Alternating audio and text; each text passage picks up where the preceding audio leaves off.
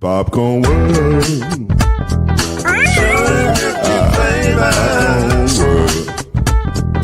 Popcorn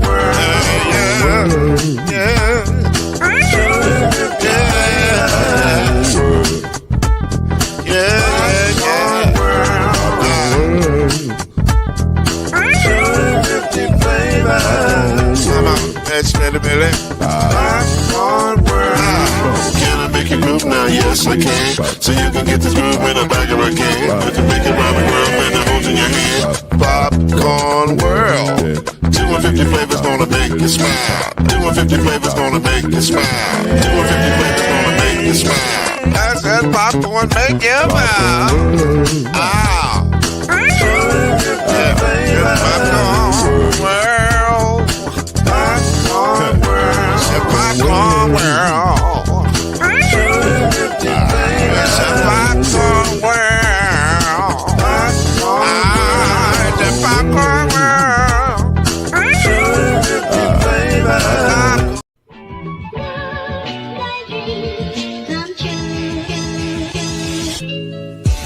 Now it's time for Believe in the ACC with our starting lineup. From Florida State, number 17, Charlie Ward. From Morehead State University, number 50, Lloyd Stan. And from Murray State University, number 2, Kendrick Haskett. Get ready for the best sports show about the ACC in all the land. Believe in the ACC starts now.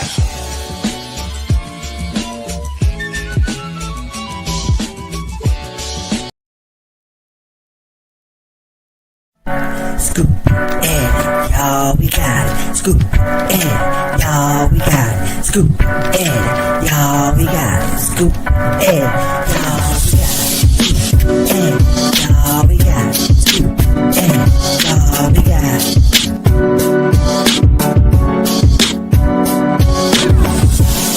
That's how we go. This is how it games. The press and roll. That's how we go. This is how it games. The press and roll. That's how we go. This is how it games. The press and roll. That's how we go. This is how it games. The press and roll. And now, get ready for Kendrick Haskins and Lloyd Spence, the press and the pros. Let's go.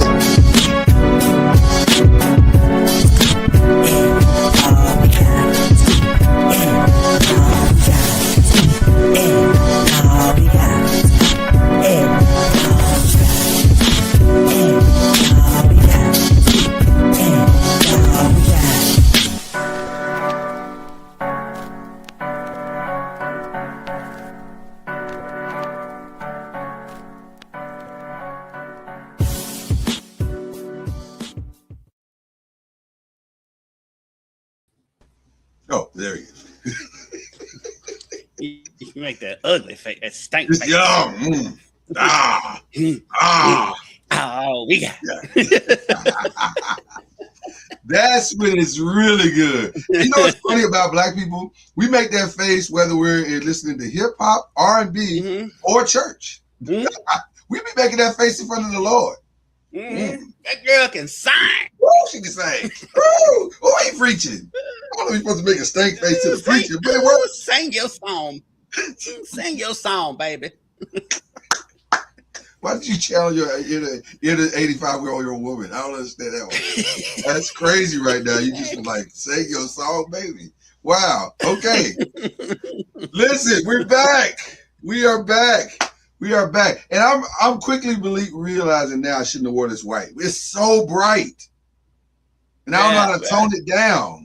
Because the funny thing, if you look like you got on the makeup from whatchamacallit, the bank robbing movie. Oh, Nemesis.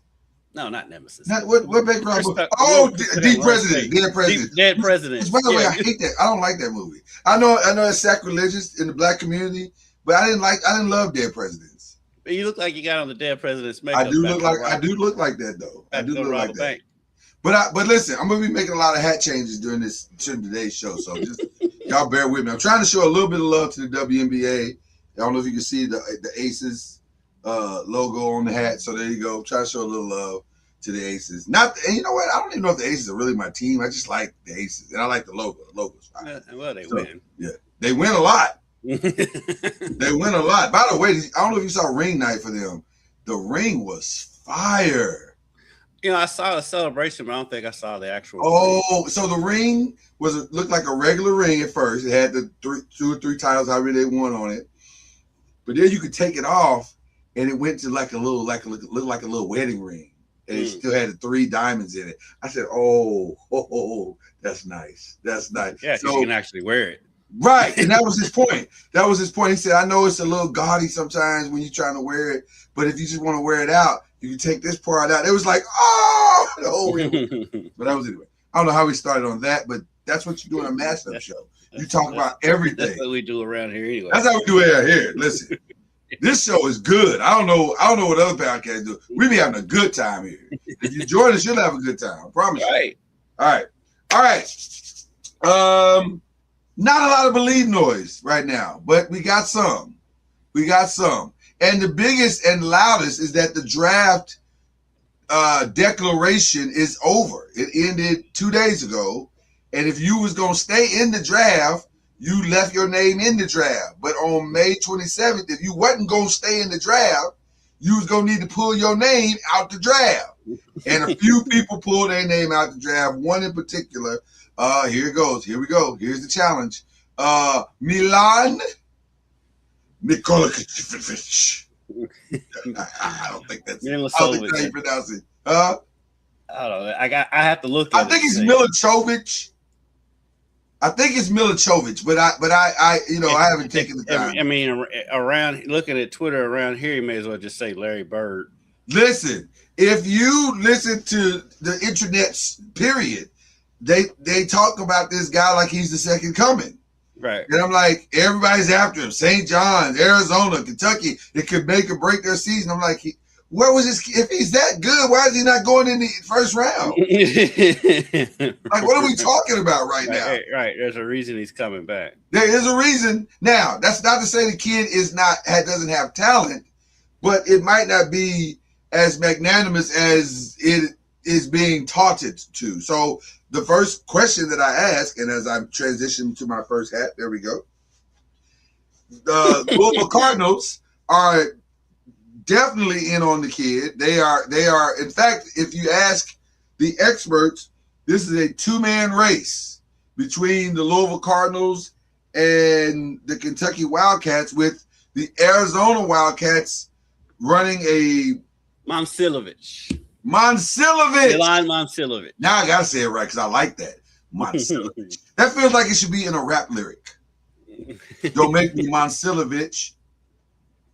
Boy, I'll come over there and Momcilovic. You ain't nothing. Wayne Brady gonna have to Momcilovic? It's Wayne Brady gonna have to Momcilovic. I like that. There's a lot of uses for that last name, and now I'll never forget it. Okay. So, where's the line? Where's the line, Kendrick Cassidy? Just say it. Where's the line? All right. So, is he the missing piece? Is he the missing piece for these 3 teams, or the teams that are in the lead for him, if you will? Yeah. I mean, he did lead the country in 3-point shooting last season. I think he was like 43%. So, okay. Yeah. He's a missing piece for anybody because. Rick's teams, St. John's is in the mix. Rick's teams are a bunch of bruisers, so they need somebody who can shoot. Well, apparently they're out. They're out. Yeah, apparently, they're out. Yeah, and so I think it's Kentucky, Arizona, and Louisville.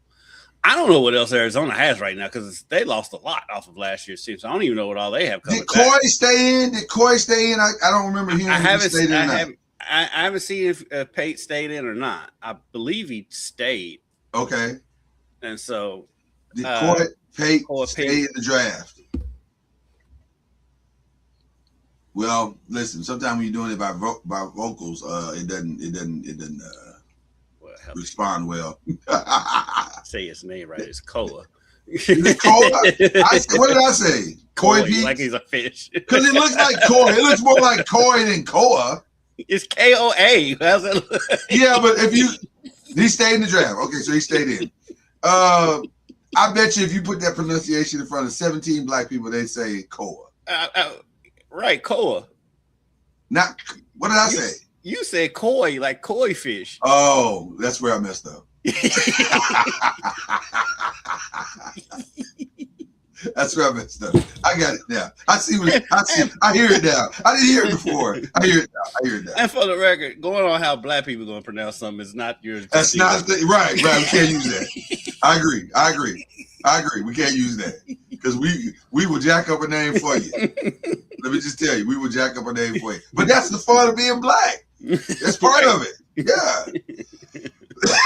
That's why we nickname you. Yep. We ain't got time to be trying to memorize all your syllables. Especially doing names these days. Exactly. He's making up. I think he can make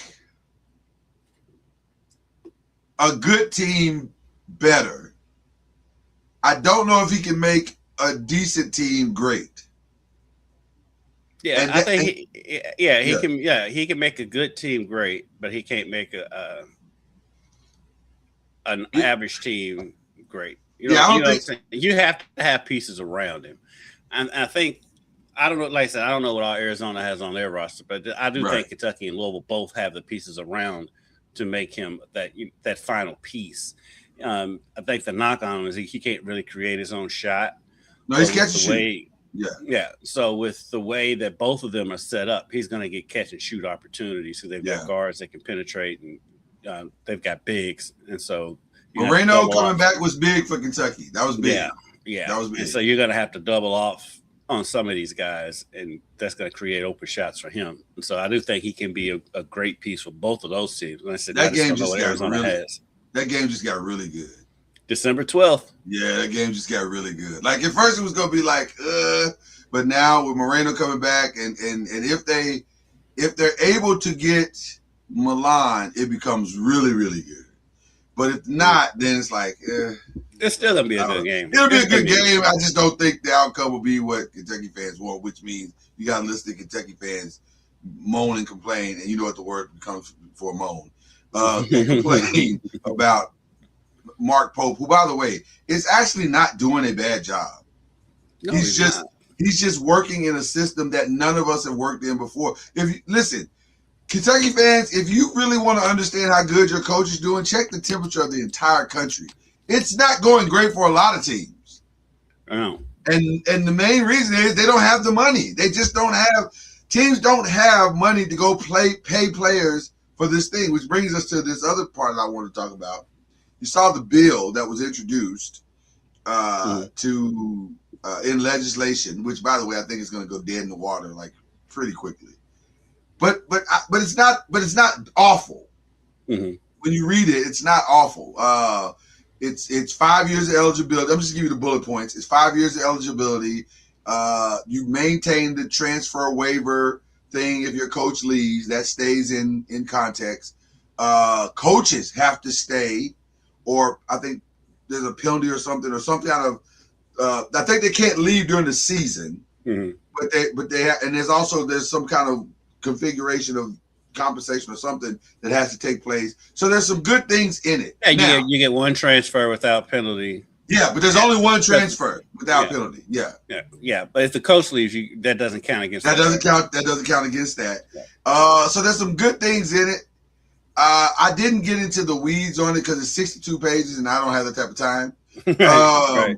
But I think what usually happens and why these things pass or don't pass is because last time they introduced the bill, the Black Caucus walked immediately away and was like, "We're not voting for not only is this not going to make it to the floor, we're not going to we're not going to vote for this, but it's not even going to make it to the floor." And so, and I think it was wrapped around the Black Caucus walked away because of the compensation issues, which could be the same thing that happens with this. Like, I think nobody has a problem paying players. I think what we have a problem with is the structure of it all, which, by the way, that was another thing that's in the bill. Apparently, there's a pooling type thing that you can do for your conference and allows you to bid certain deals or whatever. Yeah, I saw there was something in there. Basically, not quite a salary cap, but kind of a salary cap. I think there is some like a limit on the spending. Right, there's a limit on, or you either the limit is set or you set, your conference sets the limit or something like that. So basically, it's a salary cap, but it's not 100% sure if that will help at all, because that just means the max kids are going to get the max salaries. Like, what are we talking about? Yeah, but it does level it off because the max kids are going to get the max regardless. Right. But I do think it opens up the playing field a little bit for not the 5-star but the 4-star. Well, I was going to say the bill helps. Well, I don't know if it helps high school kids. I think or not. I don't know because it does because of the transfer portal part of it.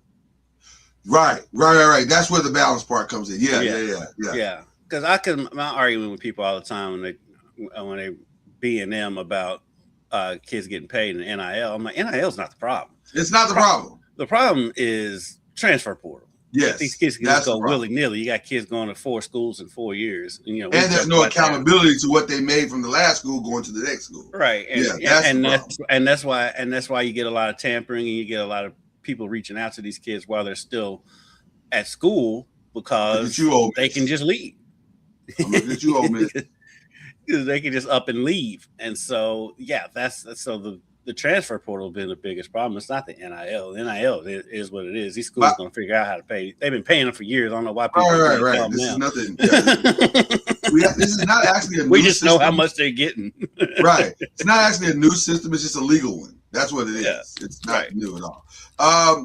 By the way, you saw that the NCAA picked up the Clemson Ole Miss case, and they're investigating it as we speak. What, tampering? Mm-hmm. With that offensive lineman or defensive. I don't know if it's offensive lineman or defense. I don't even remember what it was, but they're looking at dabble on the right side of something. I know, it's crazy, right? It's crazy. It's madness. And a little bit ironic. A little bit ironic, like, really, you're so. And the funny thing is like his stance comes from a good place. It's just dated. I'm like, bro, you gotta give it the times. And I think if he struggles this season, this could be it. The thing is, I don't think he's gonna struggle this season. I think they're gonna be decent. We'll see. You said that the last 3 seasons. You're right. You realize that, right? And they've been decent. They just haven't been good. Right. Well, if they're going to be what they've been the last 3 seasons, he's going to get fired. That's what I'm saying. They're sick of decent at Clemson. They're sick of that. I don't trust them. I don't think they will fire him. I think they will. To fire. It's hard because I think about that around here. It's hard to fire a coach who basically built the program. Now, granted, Clemson has a long history before him, but their history to where recruits going to know Clemson is him. It's hard to fire them. It's hard to fire them until you realize that you're being outpaced, and that's when it's not that hard. It's like with Bobby Bowden. Like that's Bobby Bowden. You don't fire Bobby Bowden until look how long it took him though. Well, look, listen. Let's be clear. It's taken them a long time at Clemson. Like they're not rushing to fire him, but they are looking at the landscape, going, "Hey, man, we're not even relevant. Like we're not even." And he doesn't. And here's the reason. Now, let me also say this: he could stop the firing. He could stop it. It's not hard.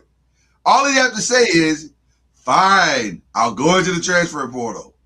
And all of it would go away. All of that would go away. I think he did a little bit this season, though. He got 2 players. Yeah, he got 1 or 2 players.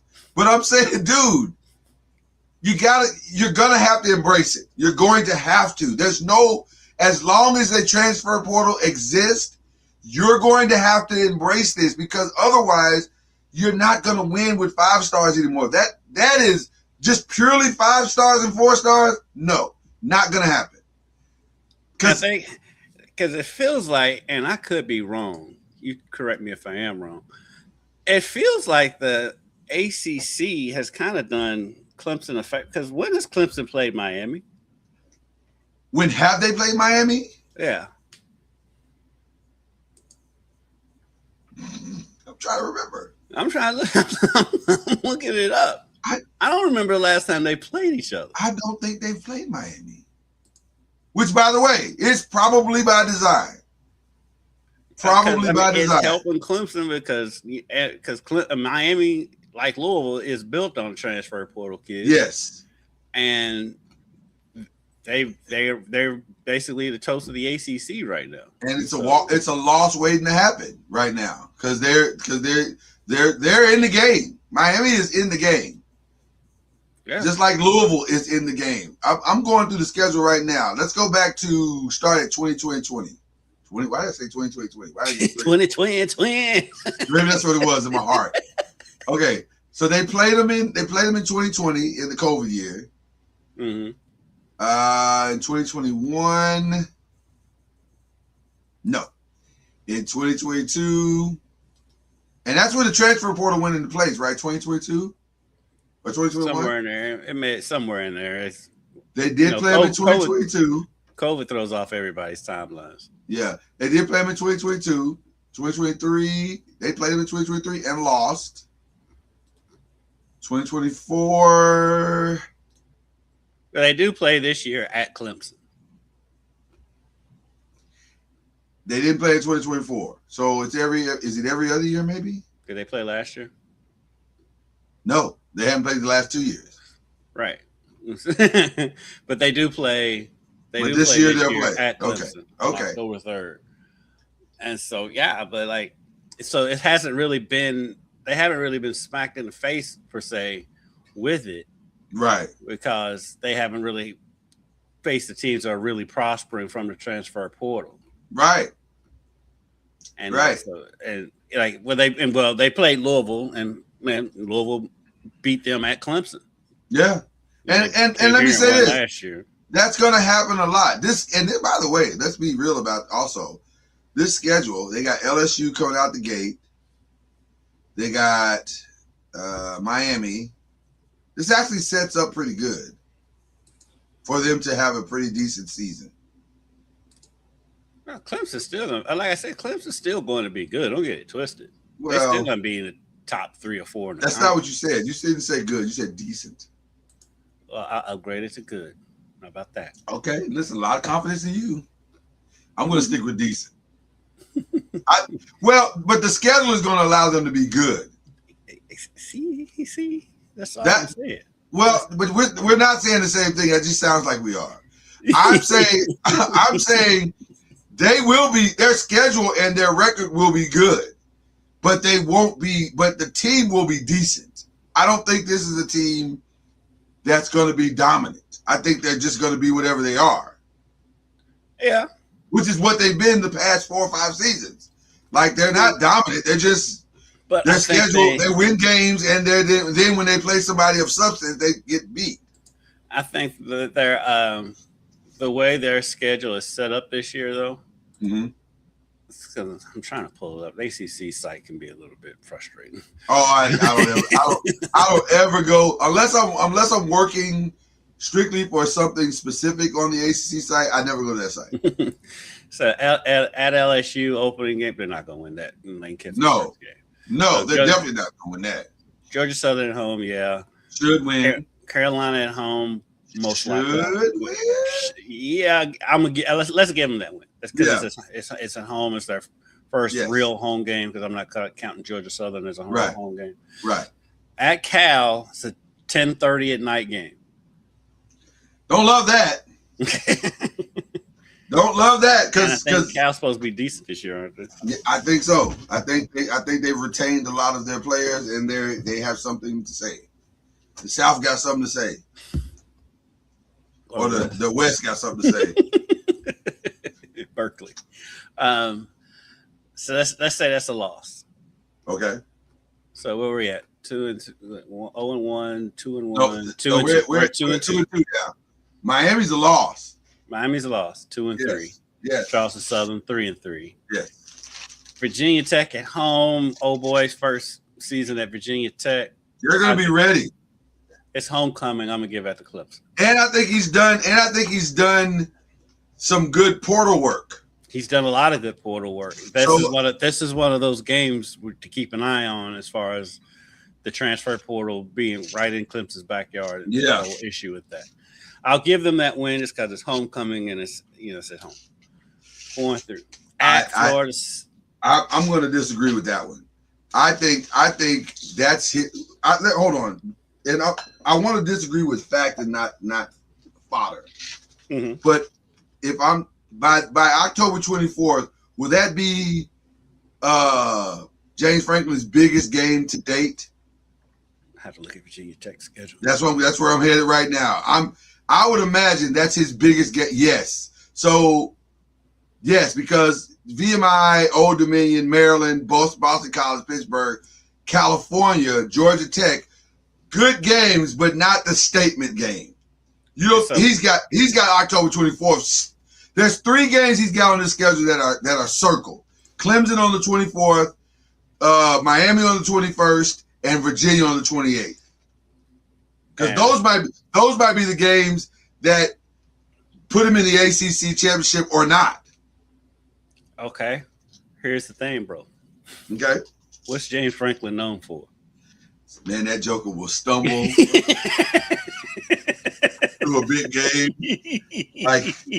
like a man walking through glass. That's why I'm gonna give Clemson the win. No, and I respect that part of what you're arguing. I just think though, who is he stumbling against? That's the other part of this. There's only 2 teams that he couldn't beat. Ohio State, Michigan. They're not in this conference. I'm just saying. I think he does not view. He doesn't have in year 1 of Virginia Tech though. He doesn't have the level of player he had at Penn State. He may not need it. I'm going to get Clemson to win at home. Listen, win at home. So in your expectation, that puts Clemson at what number? So right now, let me go back. For me, it puts him at a different number. So I think that puts him at 4-3. So see, 0-1, 1-1, 2-1, 2-2, 2-2, 2-3, 3-2, 4-2. Goddamn. So for you, it puts him at 5-2. For me, it puts him at 4-3. Hold on. Let me go through game by game again. Right. At LSU, 0-1. Georgia Southern, 1-1. Carolina, 2-1. Mm-hmm. At Cal, what did we say? We said that was a loss. Just because of the travel. So that's 2-2. 2-2. 2-3 after Miami. 3-3 versus Charleston. So 4-3 after they beat Virginia Tech. And so I'm going the opposite. I'm saying 3-4. Okay. All right. So then at Florida State, they'll win that. Yeah, 5-3 because Florida State. They'll win that. Florida State's not. Games. Yeah. So I got 5-3. You're at 4-4. At Syracuse. It all depends if they have the quarterback. If they finally found their quarterback, then that's going to be a hard game. Because Syracuse has played them tough every year. They just don't have a quarterback. And they just can't get over the hump. Yeah. I'm going to go 6-3. Yeah. And you're at 5. Are you going to give them that win? I give them the win. I give them that. 5. Say I'm at 6-3. You're at 5-4. Mm-hmm. Home for Georgia Tech. This is a new Georgia Tech team now without the quarterback. Yeah, they're going to lose. They're going to win that game. So I'm at Georgia Tech is 3 years away from being good again. Right. That's usually how it works. Every 2 to 3 years. You're so right. Yeah. You're so correct. And then they'll have a year where they're absolute trash. Right. It'll be awful. You'll be like, God, this is a terrible team. And then in 2 years, you'll be like, man, they can win the national championship. Until they play somebody. Right. So I'm 7-3. You're 6-4. Yeah. At Duke. Yeah. I'm gonna give them that. So 8-3 and 7-4. Which is what they've been. And in South Carolina at home, you talk about toss them up. I have no idea. Yeah, I don't know either. That one I don't know. I don't know. South Carolina, because South Carolina was supposed to be good last year. And it fell apart. They fell apart. Yeah. But then they still had games where they looked like the South Carolina we expected. Did their quarterback come back? I think he did. I think he did. Yeah, I don't know. I have not started any college football prep at all. So I haven't either. So I'm gonna give South Carolina that game. So they're 8-4. I got them at 8-4, and which is what they've been. That's what I'm saying. Yeah. And which is why I think it's gonna. If they go 8-4 again, but hold on. I can see them getting fired. They're 8-4, so I know 2 of their losses are non-conference. For me, right? They're losing the SEC. And so that gives them 2 losses in conference, would put them right in direct line to be in the ACC championship game again. Possibly, but there's some. But I haven't looked at all. Well, but I haven't looked at all the schedules though. Yeah, but with 2 losses, you got to think that they're going to be right in the mix for the ACC championship game, regardless. But that's not why they hired Dabo to win ACC championship. Well, they hired him to win. But to put himself in a national picture, he's in the. But if he say he messes around and wins the ACC championship with 2 losses, it's not out of the question. So you're saying Dabo wins the ACC and goes out in the first round. He's good, which is what he's done the last whatever. He's good. I think he's good. I really do. I disagree. I think it takes them now. If they're not in the ACC, say if they finish with the record that you said, which I think you had them at 7-5, right? Because I had them at 8-4. Right. Am I still on? Yeah, you're still on. Yeah, I got you. My computer screen went black. So I don't know what happened. No, you good. So if they're 7-5, and then I think you have a conversation. But it's the same conversation. That's the point I'm making. It's the same conversation. Hey, man, we keep getting to the same exact record because you won't get the few players that we need to get us over the hump. That's what the conversation is going to be. And guess what? He's going to say, well, I just feel like Dabo, we are at a crossroads, sir, because we can't keep being mediocre. And normally I would agree with you with just about any other situation. But with it being Dabo, with him having 2 national championships under his belt, yes, it's gonna be a hard conversation to have. I agree with you that the conversation needs to be had. Yeah, I'm saying that I totally agree with you there. I'm just thinking about on the other side of it, but the program, like this is the program that Dabo built. He built this. And so I can see why it's hard to get off of it. I get it. Listen, Bear Bryant built Alabama until he was gone, and then it became Nick Saban's place. Well, right? That's how it works. Eventually, let's be honest. Let's be honest. Let's have an honest conversation about the University of Alabama. Yeah. I love these. I love these because I know where he's going. Go ahead. Say the quiet part or the unspoken part out loud. For 20 years between Bear Bryant and Nick Saban, Alabama was just another school in college football. Acting like they have all of this long-standing tradition of being good year in and year out. No, there's a reason why you got Nick Saban. So let's tone down the rhetoric. What's the quote in Coming to America? He ain't lying. He ain't lying. Mama call him Clay. Mama call him Clay. I'm calling Clay. Mama call him Bear. I'm calling Bear. You're not lying about that. That's so true. But that's I think also a part of the conversation as well. Like, at what point do you look at a legend and say, "Hey, man, listen, you got to adapt.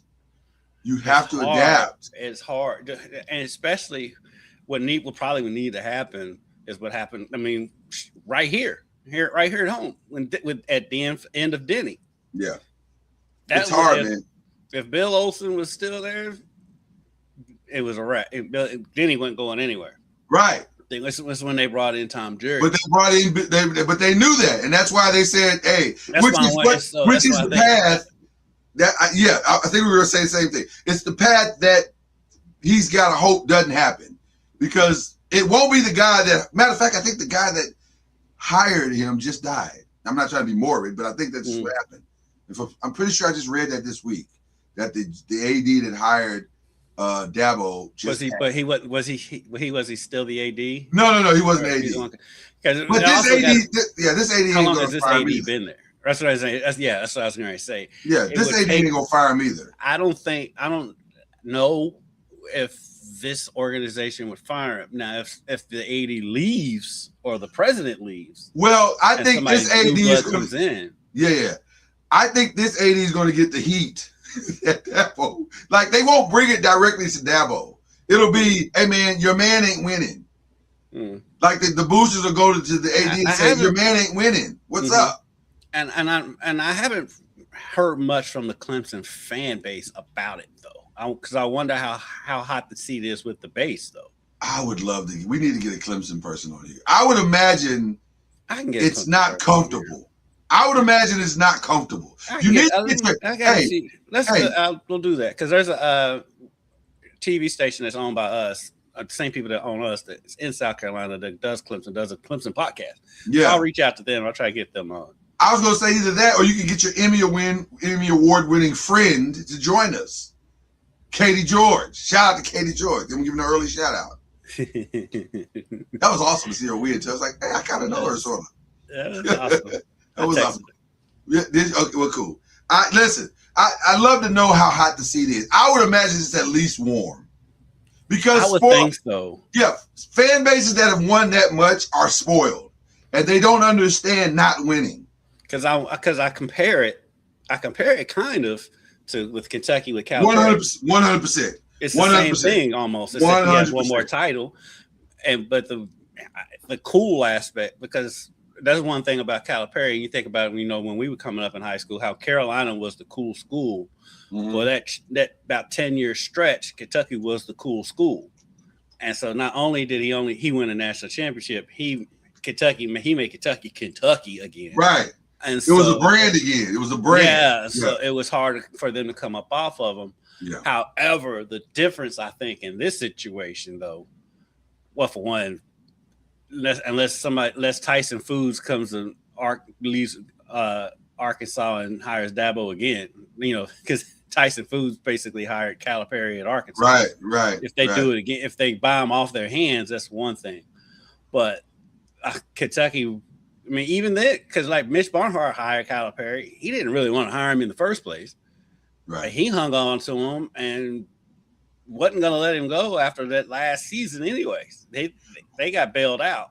Well, because going back to the point we just made, there are blue blood teams that are brands. And if the brand is still strong, you can't have losing seasons, but you can have seasons where you underperform, but the brand is still high, which is what Calipari did. Like, the brand was still the brand, and he's still sending guys to the NBA, which means other guys are going to come. So that helped out tremendously in what they were trying to do. Same thing with Clemson. Listen, if you go look at the draft, Clemson sent a lot of guys to the draft. A lot of guys in the draft this year. If I'm not mistaken, they sent the most in the ACC. I believe they did. Yeah, so the brand is still the brand, sort of, but it's kind of going like this right now. Like, the brand and the winning is kind of like, okay, something's wrong. And it's the transfer portal. It's very simple to see what the problem is. Again, all of this whole conversation can go away with him saying one season, if after this season he ends up with the 7-4 or 8-5 record, if he says, hey, you know what? That's on me. I do think part of it too, and I know this is going to make you happy. Klubnik didn't prove to be what Klubnik was supposed to be. That doesn't make me happy. It does make you happy. It doesn't. I don't want to see a guy fail, but also I knew he was going to fail. But not happy at all. I'm not happy about it. Well, because the reality is, I'm not saying you're happy about him failing. You're happy about the take. Well, because it wasn't hard. It wasn't as hard as people were trying to make it out to be. Like, everybody was talking about how good he was. I'm like, what film are y'all watching? This kid can't throw. He can't make the throws. None of them. Like, now his run game is solid. So if you want to turn him into a tight end or a wide receiver, be my guest. But he's not efficient enough to be a starting NFL quarterback. He's just not. And a lot of times that's my problem, because I evaluate a lot of times, because I guess my writing started in the pro level, not in the college level, then I'm always looking at talent through NFL eyes. And I shouldn't sometimes. I should take some off and be like, he's a great college quarterback. But I don't. So, I'm a creature of what I am. So, but I and by the way, I don't know how I haven't heard how they replaced him either. Because their backup was not good last year. Well, you know what? He had one good game, and then they got film on him. Right. At the same time, though, last year, their offensive line was not. It wasn't as good as it has always been. That is correct. So, and I'm sure Dabo has done something. Well, I don't know. They haven't been the same since old boy left for Oklahoma either. Also true, Brent Venables. You're 100% correct on that as well. By the way, I'm hearing a lot of good stuff. I'm hearing a lot of good stuff out of Oklahoma, bro. If he can develop any kind of offense. Well, he had one. Listen, they were starting to kind of pull it together last year, and then old boy hurt his hand. Yeah, hurt. Yeah. They had him as the Heisman front runner. Even though I he was, see that. And legitimately, because he was balling. He was legitimately balling, but I don't think he was ever healthy the entire rest of that season. He couldn't grip it. He couldn't rip it like he wanted to. But they're saying, I'm hearing a lot of stuff out of the camp saying that he's back to being what he was. And if he is, then they're going to be really, really good. They're going to be sneaky good. As bad as ACC's website is, Clemson's isn't much better. Why just go to ESPN? You're making this hard for no reason. While you are correct.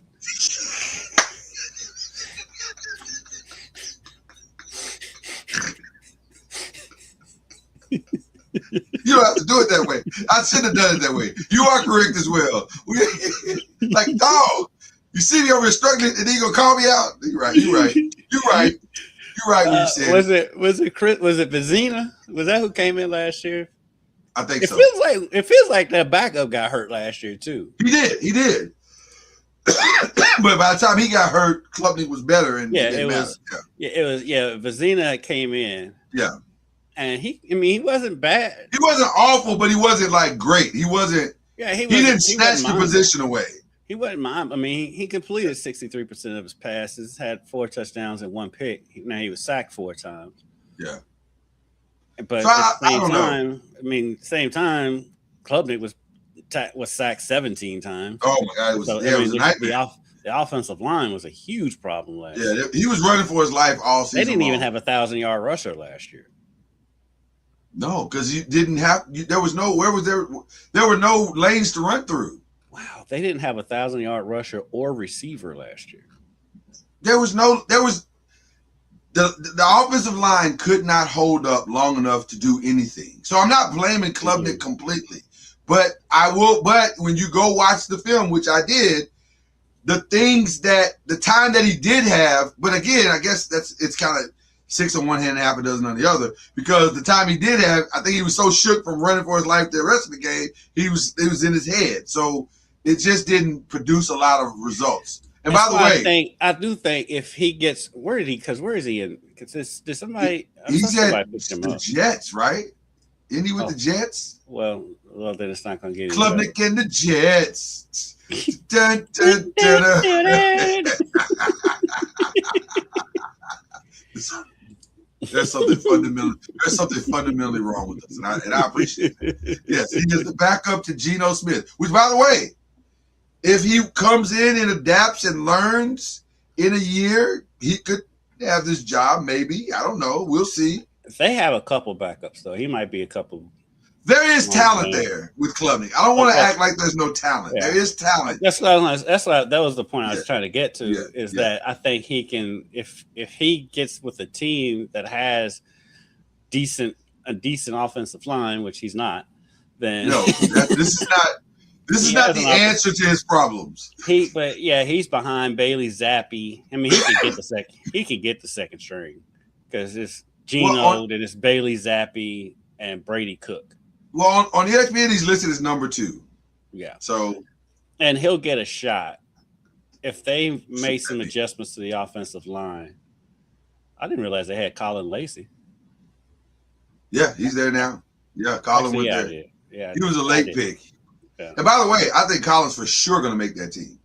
If nothing else, he'll be the punt returner.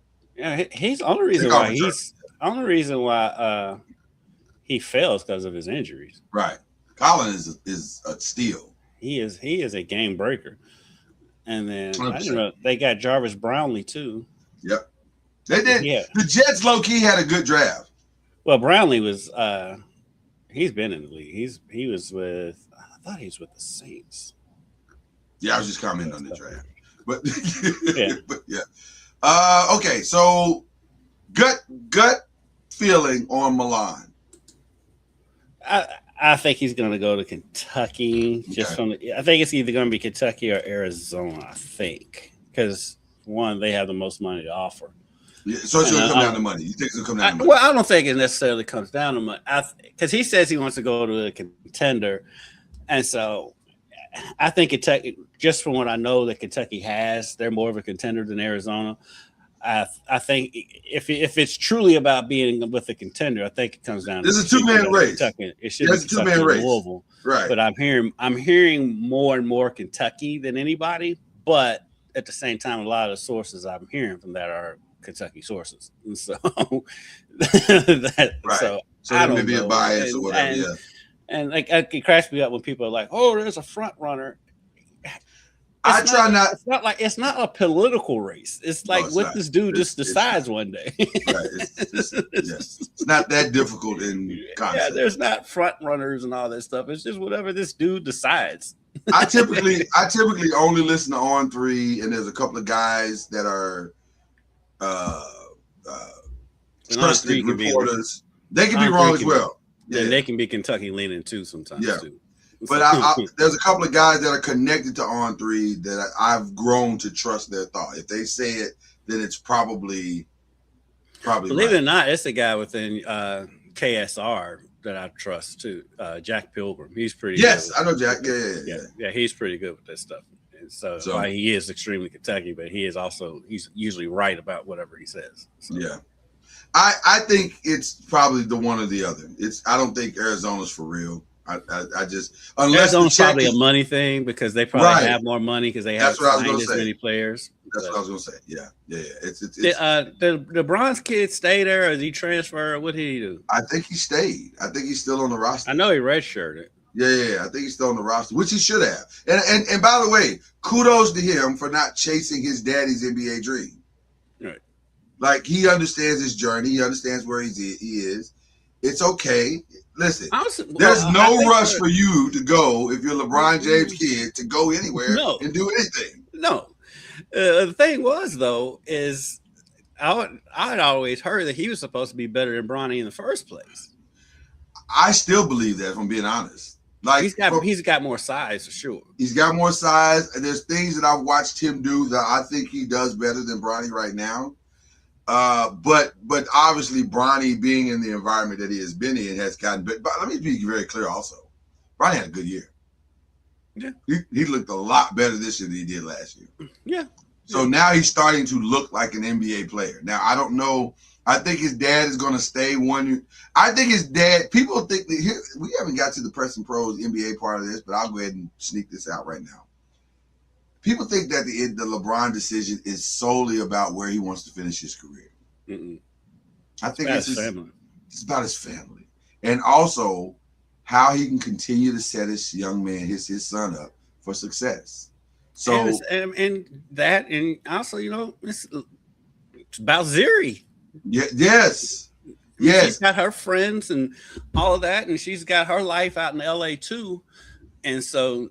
Do you want to make her pick up and move, or are you going to leave them behind to go and play a year? Which, I mean, it's not out of the realm, but I think LeBron. I don't think the family's leaving LA regardless at all. That's what I've been saying from day one. I think that's a game of chicken that him and Rich are trying to play, and I don't think the Lakers.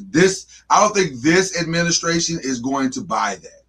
I think they're going to come to LeBron once they feel very good about the comprehensive plan that they're trying to put together. Because right now, let's just do this. We're at the Press and Pros now. Fine. We're done. No more ACC talk. I think they're at a place where they're saying, here's our Giannis plan, here's our losing Austin Reeves plan, but here's our ultimate plan. And all three of those have weird strings. right? And some of the strings include LeBron, some of the strings don't. But LeBron will have to decide. I don't think it's going to be as much as we want you back, as much as it will be, here's what we're trying to do. You know where you are. If you want to be a part of this, this is great. We'd love to have you at this price. But we're not going to overpay. And it's no disrespect to you. It's just that if you're as serious about your legacy as you say you are, this is how we're going to get you there. Yeah, we have to structure our salary cap. Because that's been the thing, though, because they were talking about the possibility of him going back to Cleveland and bringing in Giannis on that team, which I'm like, that's not possible. I don't see how that's possible. But they said that he's not giving a hometown discount, and so to Cleveland, right? To Cleveland, right? To which on the surface, it's like, if you want to be a legacy, you should give a discount. Blah blah blah. No, because remember how they treated him when he left the first time? 100%, and that and owe them anything. 100%. I would have gone back. I you know what? As much as I criticize LeBron, I give him credit because it's no way on earth I could have gone back to that organization after the way they treated him. But he wanted to bring his hometown. It was bigger than that for him. It was bigger than that, and he was the bigger man in the situation. But at this point, absolutely not. Y'all gonna pay me my full $50-60 million if I come over there and play. But the problem is that happens. There's no Jared Allen. Probably there's no Evan Mobley, and there's definitely no Giannis. Because they already committed to James Harden, which is crazy. But I'm not mad at James Harden. I would be very clear because James, whoever his agent is, James is due $42 million, and this is probably his last $42 million. So I'm not mad at him at all. I get all 42 of you. I'm getting every dime. I ain't mad at him a bit for that. I'd like for us to win the championship. That'd be great. But also, I'm not leaving $42 million on the table. Right. And they were the ones who did that. That's just not his fault. Right. They thought they had a guy who could help them get over the hump. Maybe he can, maybe he can't. I don't think he can. There's no indication that he can. But I get it. I definitely get it. Because and then watching them on the court together, I just don't see how that works anyway. Just because of the style of play between James and Donovan. Let's talk about that right now. So since we're at the Eastern Conference, the Eastern Conference has been decided. It's orange and blue skies. Charlie Ward is over the moon. If you look at our group text, he's a very happy man. Very happy man. Thrilled. And he's thrilled today because his other team looks like they could pull it off as well. We'll get into that in a minute. But let's talk about Cleveland first, since we're already there. The shocking part about that series for me was that they ultimately quit the last two games. I didn't expect that. Now, some people are going to criticize James Harden and how inefficient he was.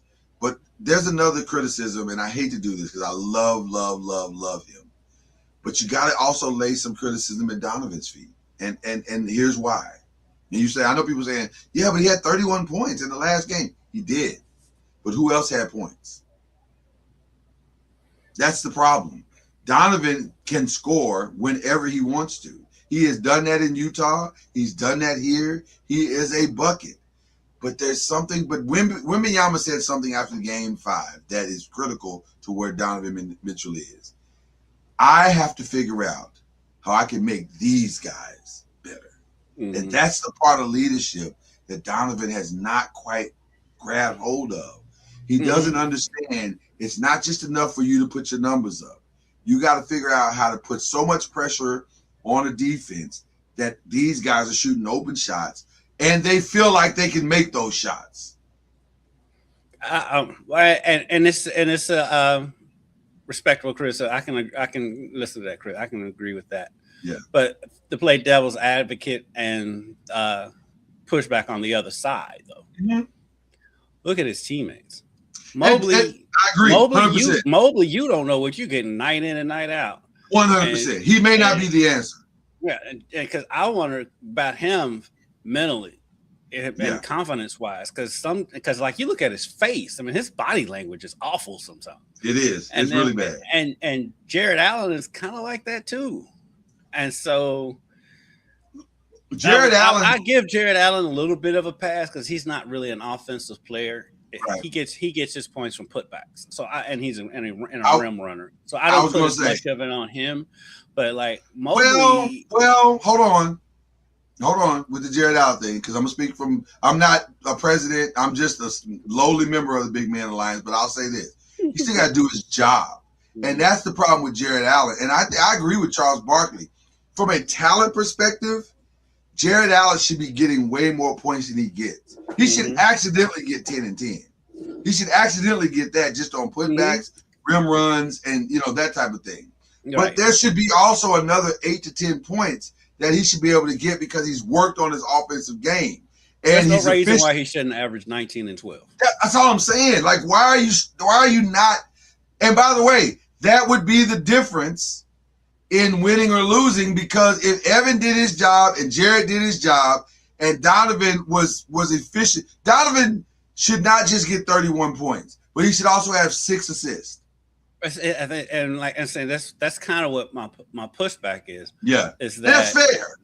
It's like because sometimes Donovan's like, screw it, I have to score because none of these other clowns are showing up. Because like Mobley is supposed to be the 2. It's supposed to be Donovan 1, Mobley 2, James Harden 3. James Harden 3, right? Well, when your number 2 doesn't show up and playoff James Harden is a train wreck. Number 3 is non-existent. Right. So then Jared Allen, who's not supposed to be a go-to guy in the first place, he's a rim runner and a putback guy. What else are you going to do? I don't disagree with that at all. Because I think talent-wise, Mobley is as good as any big in the league. He is talent-wise. I think he can be. Yeah, I agree. But something is wrong. I agree with you. And he's not a number 2. He is a third option, I think. And it is Mobley is a third option Mobley is a third option on a team, on a good team. It's probably a championship caliber team. Think Mobley as a third option with the Celtics. There'd be a whole different team. Yeah, right. It'd be a whole different team. Right, but as a number 2 option, I don't know. He's a Timu Julius Randle. Because Julius is gonna get his buckets. Now he can't defend one quarter, but that's the difference. Mobley may or may not get his buckets. That's my point. but they're equally as talented. They're equally as talented. In fact, I'd argue maybe a little bit more talented. I was just gonna say, I'd argue that, and he can go to his right. And he has more than just a spin move. Yeah. so I think if Cleveland is going to improve, since they're stuck with James Harden, and actually, I think Kevin can become a restricted free agent if he wanted to. I think James should opt out, but like James ain't opting out $42 million. I think Donovan. Let's just play the scenario that Donovan's definitely coming back. You stuck with James Harden. I think the only way to improve this roster is to maybe come up off Mobley. Yeah, either Mobley or Allen. I think you're going to get more for Mobley. So maybe that's the trade that gets them Giannis. But at the end of the day, Giannis has to want to go there. So you go Mobley and who else? Jared Allen. Just trade all the bigs away. Yeah, because you're getting a big. You're getting the best big. You're getting the big that's better than both of them anyway. Yeah. So you can Donovan Giannis is not bad at all. Mm-mm. And even because then Harden's definitely the 3, the third option. Talk about real quick.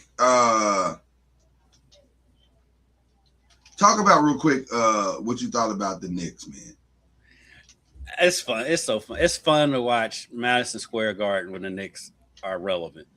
To me, it's still funnier to watch them when they're losing.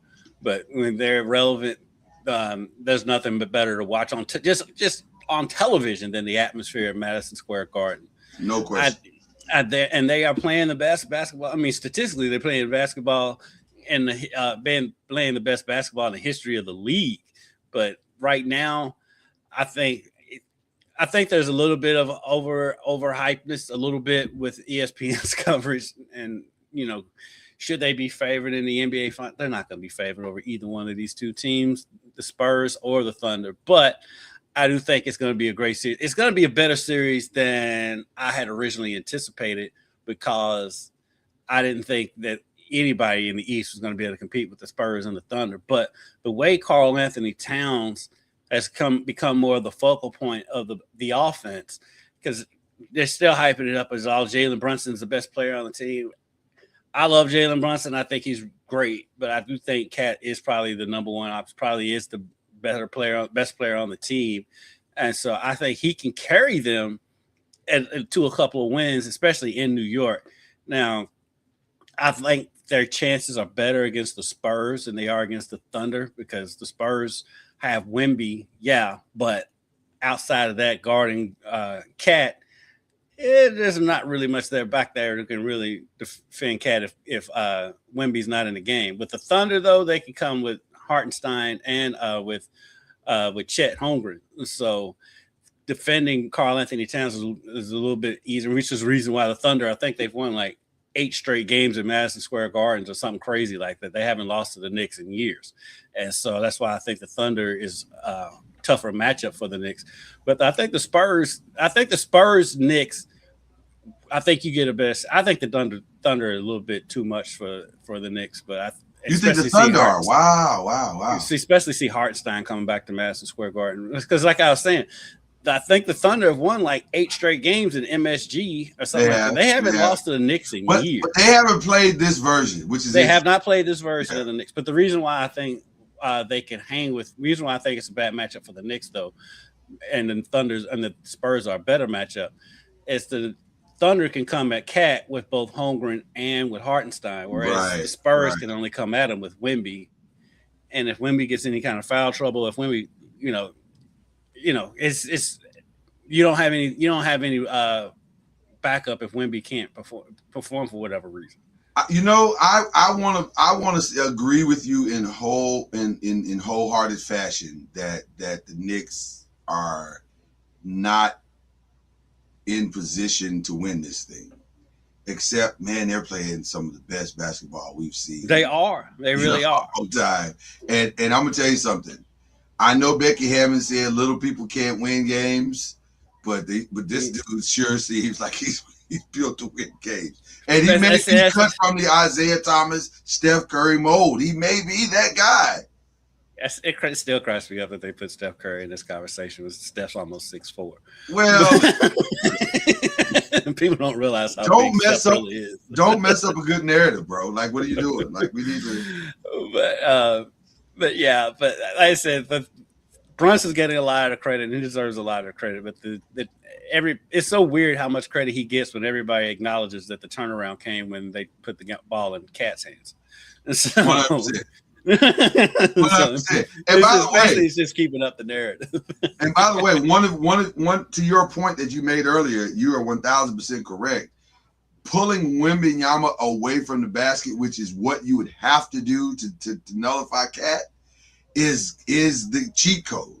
Mm-hmm. Because if he can't roam the lane, then you've got a fighting chance, right? Yeah, and you got to deal with Cat putting the ball on the deck, which can draw fouls on Wemby. Draw fouls, and then a 2-man game between Brunson and Cat could give Wemby some problems, because he's got to pick his poison. And Bronson is so sneaky good at getting to the basket and seeing angles and getting into the angle and finishing inside. Man.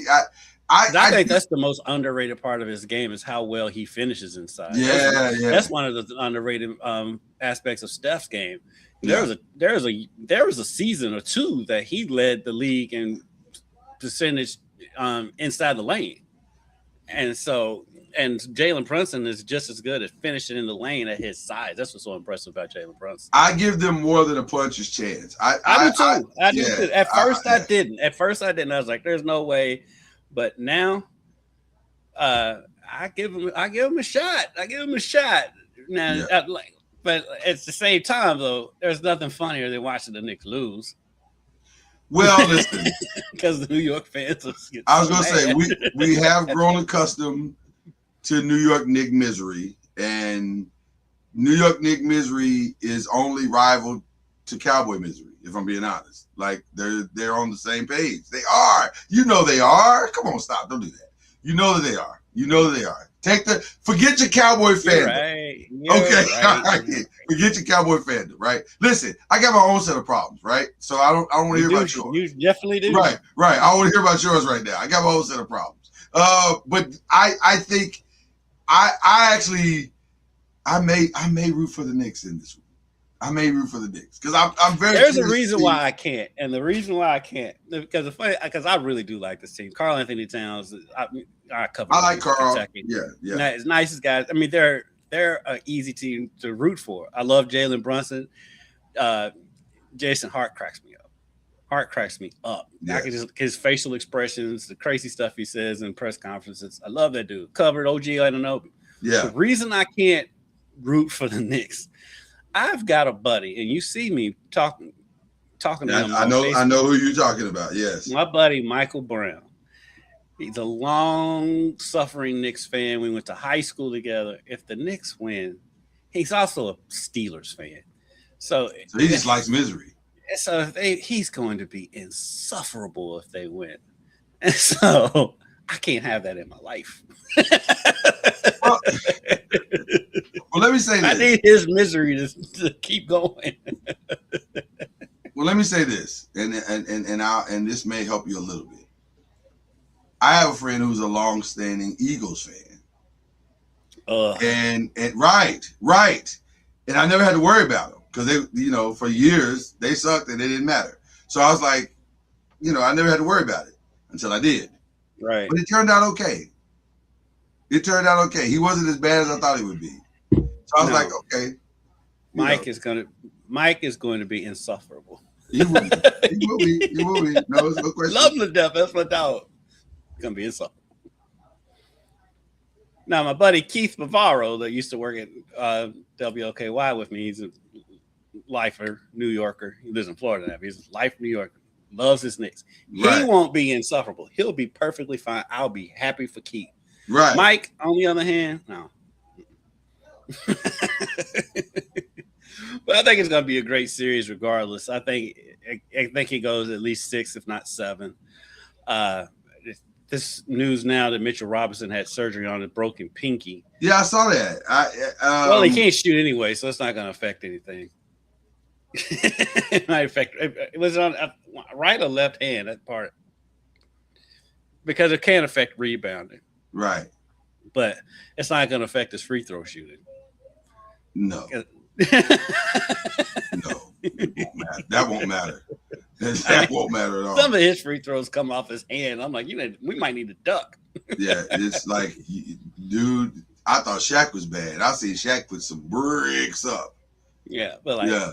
Mitchell Robinson right there. He's right there. Coming off the hand. I mean, it's like a shot. Oh boy, that's like jet propulsion.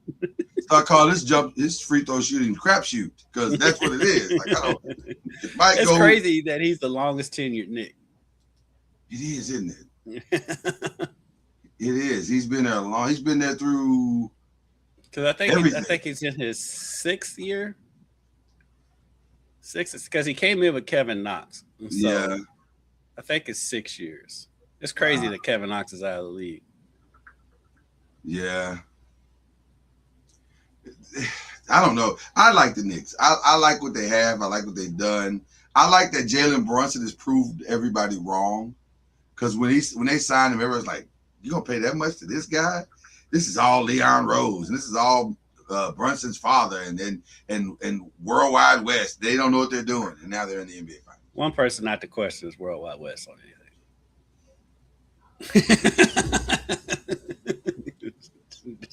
Let's not question what that man does. But Kentucky fans should have spoke up first. Mm-hmm. But then you look at the Mavericks. You had Brunson and Luka.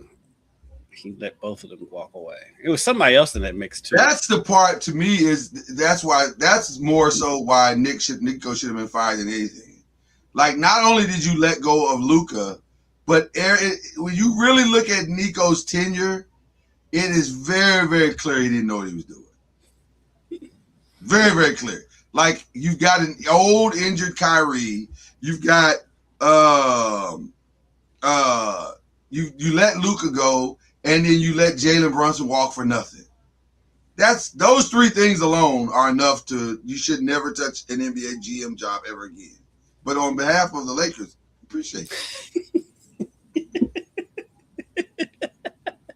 Appreciate you, brother. Yeah. Great job. Okay. What are we doing here? I got some other stuff that I want to talk about. Oh, we're doing other stuff. The Western Conference. We got to talk about the Western Conference. It's another example of why playoff coverage always cracks me up. Talk to me. Okay, and Monica McNutt somewhat called it out the other day. I was so proud of her. Yeah. Because after the Thunder beat the Spurs in Game 5, they're on ESPN, Michael Wilbon, all of them. And I love Michael Wilbon, but they're all Wemby's wearing down. They're gonna lose the series because Wemby's wearing down. Blah blah blah. That's all they kept talking about is how tired Wemby is. And in my mind, I'm like, hey, they're gonna win Game 6, and you're gonna be talking about how great Wemby is again. And Monica McNutt basically all that out. She's like, I expect the Spurs to win Game 6 because whoever has lost the game before comes out crazy the next game, and that's how this series is gone. This is how it's gonna go. And I'm like, yeah, that's like. Even they were like, we think the Spurs are going to win Game 6. So I'm like, why are we doing this? Sky is falling. Oh, my gosh, what's wrong with Wim? It was one game, and it was in San Antonio. It was in Oklahoma City, and that's how this series has gone the whole time. And the game is officiated vastly different in Oklahoma City than it is in San Antonio. So can we please, before Game 7, please get Tony Brothers to sign his retirement papers. Like, it's time, bro. Like, oh my God. First of all, he's become a curmudgeon. Like, he's just angry all the time. He's always been angry. Well. It's worse now. It seems like it's worse now than it's ever been.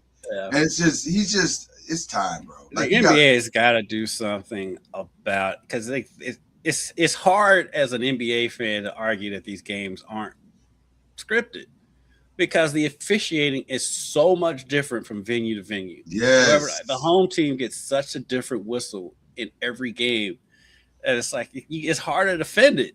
And it's like they've got to do something about this. Game 5, Shea shot 17 free throws. Yeah, that was double. The only person that shot as close to that was Wembanyama, who shot 12. And by the way, he should have shot 17, maybe 20 free throws. But it becomes almost an unwatchable game if you do that. Like last night, at least the game was competitive and it felt balanced. It felt balanced. But like the difference, like you said, Shea only shot 3 free throws last night. And should have. Like, he wasn't very good last night. I mean, if we're being real, Shea's only had a couple of games the whole playoffs. Like a lot of, because he didn't play well against the Lakers. No, he didn't. And so, yeah, how you go from 19 free throws? They had 2 because hold on, that's not right. He had 17 free throws, 16 to 17 free throws in one game, and then 3 for 3 in the next game.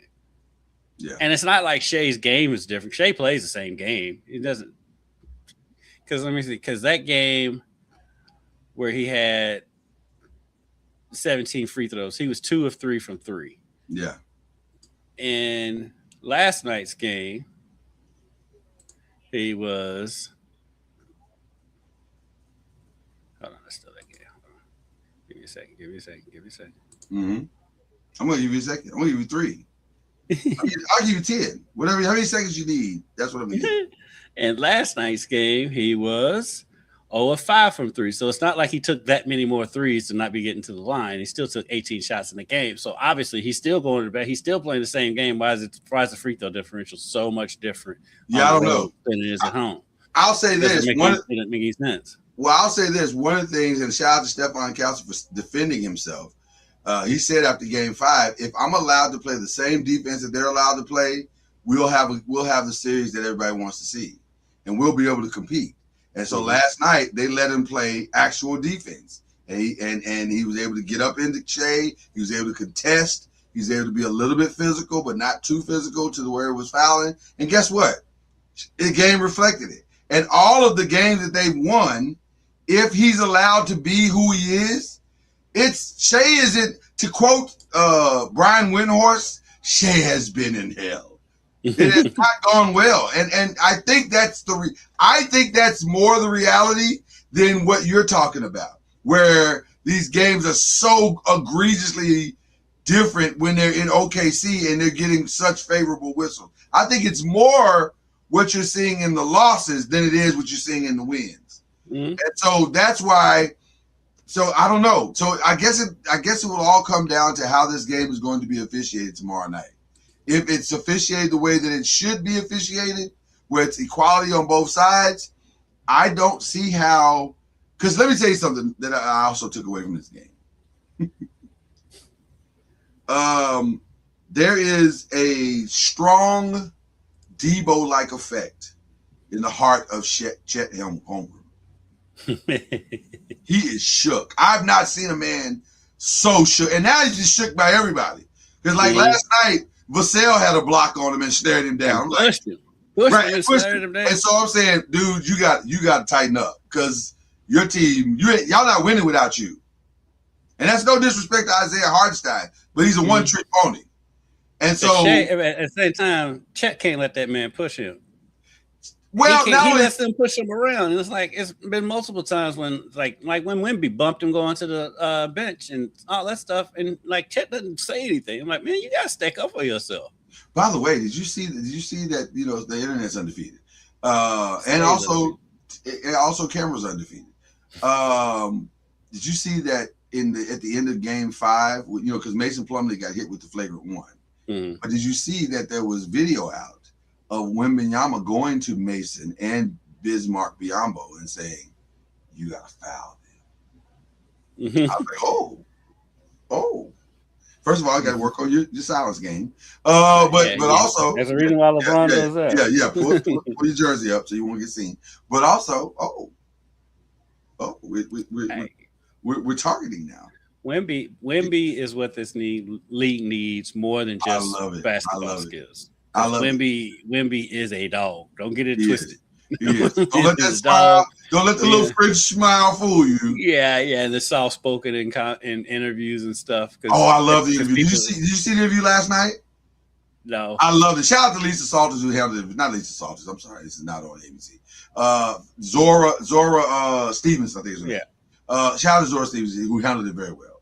But it was like, so what do you guys have to do to win this game? We just got to keep doing what we win game 7. We just got to keep doing the things we did tonight. Thank you. And walked off. I say, we're walking off now. We're walking off on it now. Well, he didn't even talk to reporters after they lost after game 5. But I kind of like Petty Wemby. I'm feeling that a little bit. If he does it, I like it if he doesn't win or lose. If he only does right. I want you to be consistent. Yeah, be consistent. Yeah, be consistent with it. Because if you just do it after you lose, then you just look like a baby. What do you think is going to happen in game 7? I think the Thunder will win. You think the Thunder are going to get the home cooking and it'll be over? I didn't say that. I just say thing on. I do think right now that they're just a tick better than the Spurs, just a tick. And so by saying that, that's why I think this. I mean, I'm not ruling the Spurs out, but I think the Thunder, especially if Jalen Williams is completely healthy, he's not. But if he's healthy enough to play, is what I mean. He'll play. He played last night. And he wasn't good. I know. At this point, if I'm the Thunder, I think I may just set him down for the season. But I think at home, the Thunder can get that win. I think the Thunder win the game. I think that if the Wembanyama that showed up in game 1, who came solely for the purpose of kill, that's it. I'm just going to kill you guys. You can't stop me. There's nothing you can do. I don't care about the minutes. I'm going to give you everything I got for the. And by the way, it makes sense that he would, because guess what? Tomorrow's the 30th. The series the finals doesn't start to June 3rd. So that's enough rest for a 22-year-old. Yeah. That's plenty of rest for a 22-year-old. Mm-hmm. I think if he says, Coach, I'm playing, and he comes out aggressive with intent, with, like the Warriors used to say all the time, with force, I don't see a path for the Thunder beating him. I just don't.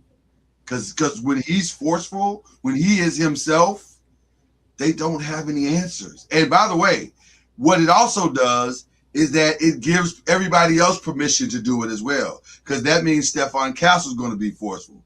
That means Harper, by the way, De'Aaron Fox, I hope you're renting, because I think you're going to be out of a job next year.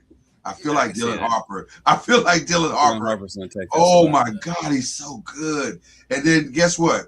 His backup is going to figure it out. Carter Bryant he's got talent.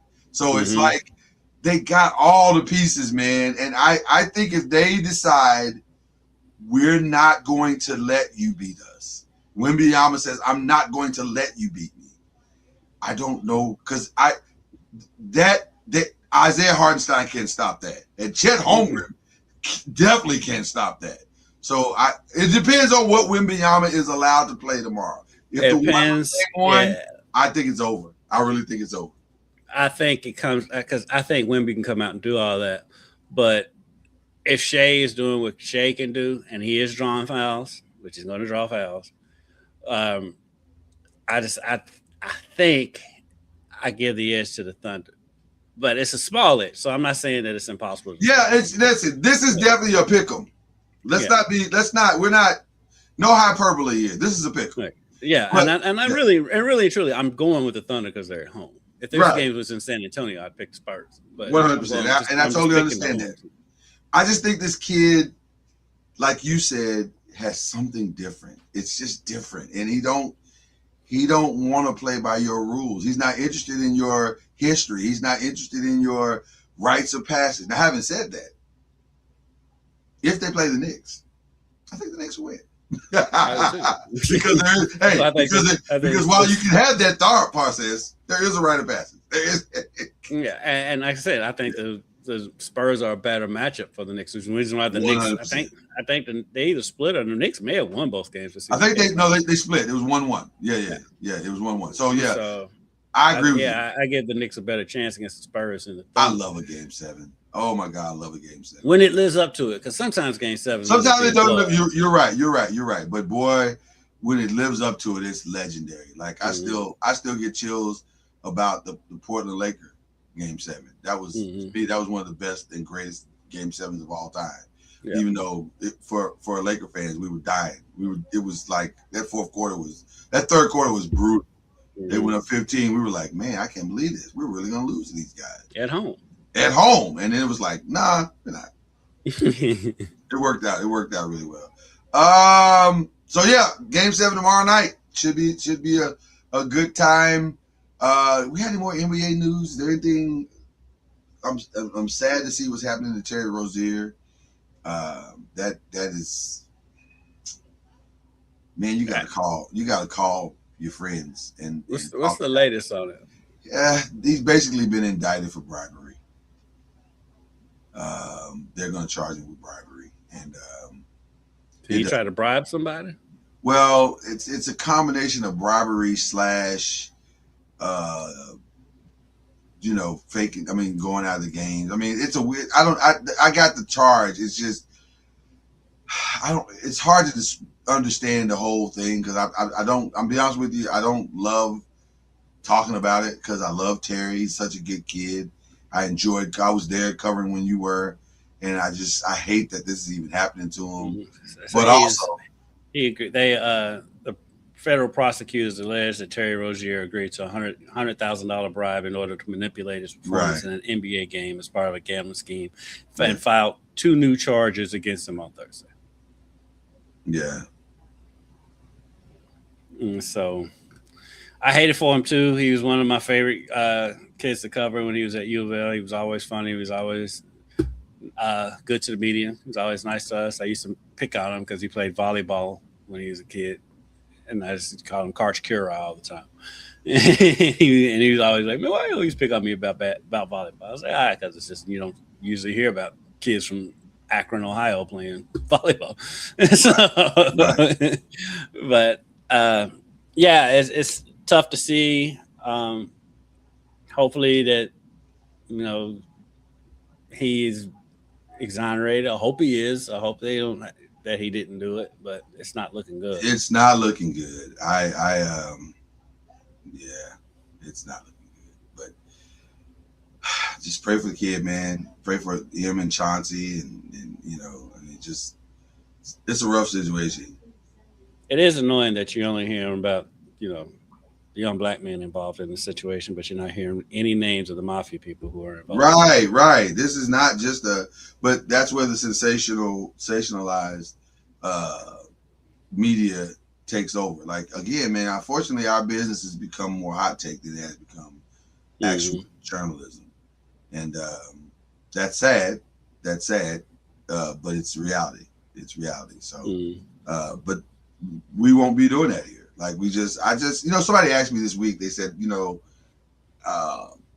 don't talk about like certain things like the Mike Vrabel Rossini thing, stuff like that. Why don't you talk more about that? And I'm a jokester, so the joke is always going to be there. And I'm probably going to make the joke about it. But at the same time, man, that man and that woman have kids. There are kids involved in this. There are families that are suffering through this. This is not a small situation, and it's really, really messy. And by the way, it happens all the time. It's only sexy because it's the head coach. Right. It's only sexy because it's the head coach of the Patriots and they got caught. And so, but it happens all the time. And it's not, that's just not the kind of podcast I've ever wanted. I'm not interested. And like, I don't get into people's personal business. That's not like that. Yeah, not like that. Yeah, I like to keep it on the field and on the court. The only time I want to talk about it is when it affects what's going on the basketball court, then or on the football court. Then all of a sudden, why are you grinning? You just started grinning. Because I got an email that was funny. I'll tell you about it in a minute. Okay, I can't wait. I love the emails. All right, but it was amazing grin. That's why I brought it up. All right. Let's get into some of the rest of the stuff that's going on in Americas. Hey man, I've been hearing a lot of stuff as I prep for the NFL season. As I start the prep for the NFL season, been hearing a lot of stuff coming out of Minnesota. Out of Minnesota, that Kyler's going to win the job?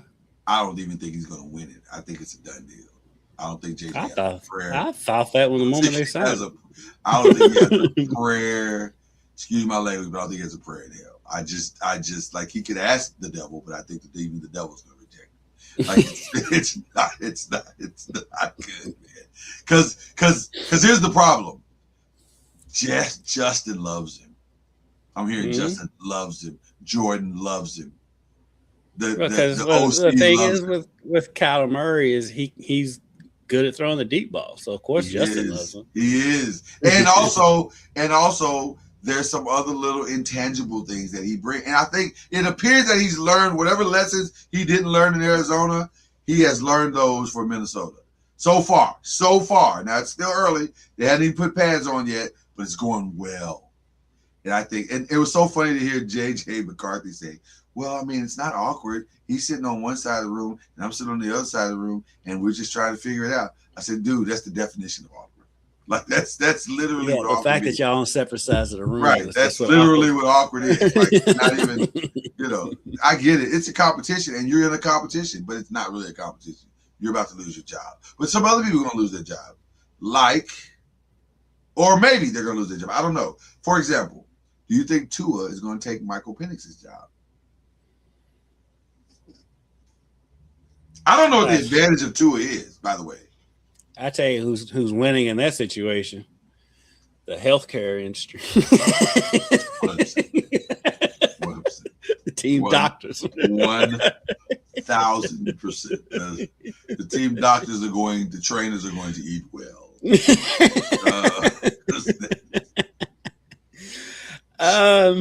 Get your blue tents ready because they are going to need them. They should put their names on them at this point. I think health. If let's say they're both healthy for 2 or 3 games. If they're both healthy, this is a great situation. I think I lean Tua if they're both healthy. Everything level playing field between the two of them. I think I lean Tua because when he's been healthy and has had the weapons around him. I mean, this is 2 or 3 years ago when the Dolphins was really rolling. Right. Before he started having all the concussions in that season, but they was really playing really well. And so if just saying level playing field, both of them coming in healthy, I think I lean Tua.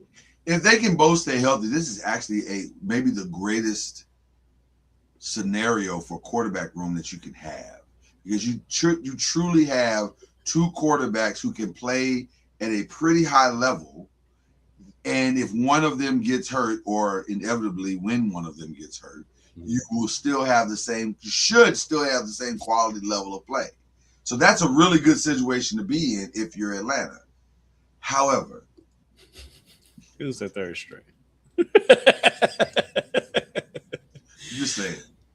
It's third string. Oh God. As much as it could be great, it could be a total and complete disaster. They're all injured. Want to hear who the third? I would love to hear who the third string is. Oh it's God. A toss-up. Oh God. Between 34 Trevor Siemian, who's older than both of them, and rookie Jack Strand out of Minnesota State Moorhead. That's not good. That's not a good. Trevor Siemian has never really been good, has he? Like, he's just had subpar everything. Hey, Trevor Siemian wasn't that good at Northwestern. He wasn't. I don't know how he got in the league, other than he's just really smart. I'm sure he's really smart. He'll probably make a great offensive coordinator someday. But he wasn't he has not been a great NFL coach. So NFL player. So he's 34 years old. One, I'm stunned that he's that old. Listen. And stay in there and get those millions as long as you get it. And he's got the best job in America, backup quarterback. 1,000%. But the other thing is, what are you all doing when you have 2 very injury-prone quarterbacks and your third string is 34 years old? You're trying to lose at that point. What else would you be doing except trying to lose? That's not a recipe for success. So, what about Arizona? Quick shout out to my boy Vinny Anthony. He's on that roster. He's on the team? Okay, there you go. What about Arizona? Jacoby, Gardner, and Carson Beck. Carson Beck's got a good chance of winning that. No, he doesn't. Yeah, he does not. Carson Beck's not going to win that job. Not this year. Well, here's the thing. Speaking of people who are oft injured, Jacoby's going to get hurt. and so well, to that point, so is Gardner Minshew. So right. He won't win it, but I'm not saying he's not going to win it. He's not going to win it. He's not going to win it, but he's going to play. He's 1,000% going to play. That's going to happen. What about over in here's one that's interesting. The Colts they're not actually cutting so far Anthony Richardson. In fact, he is listed as the number 2. They gave him permission to go seek a trade, but he hasn't sought it, and also he's listed as the number 2. Well, probably nobody wanted to trade for him. Well, right, but they've not cut him either. Because if you cut him, you're not losing a lot of money. It's not like you paid him a lot of money. Yeah, but when you're back, your second option is Riley Leonard. Yeah.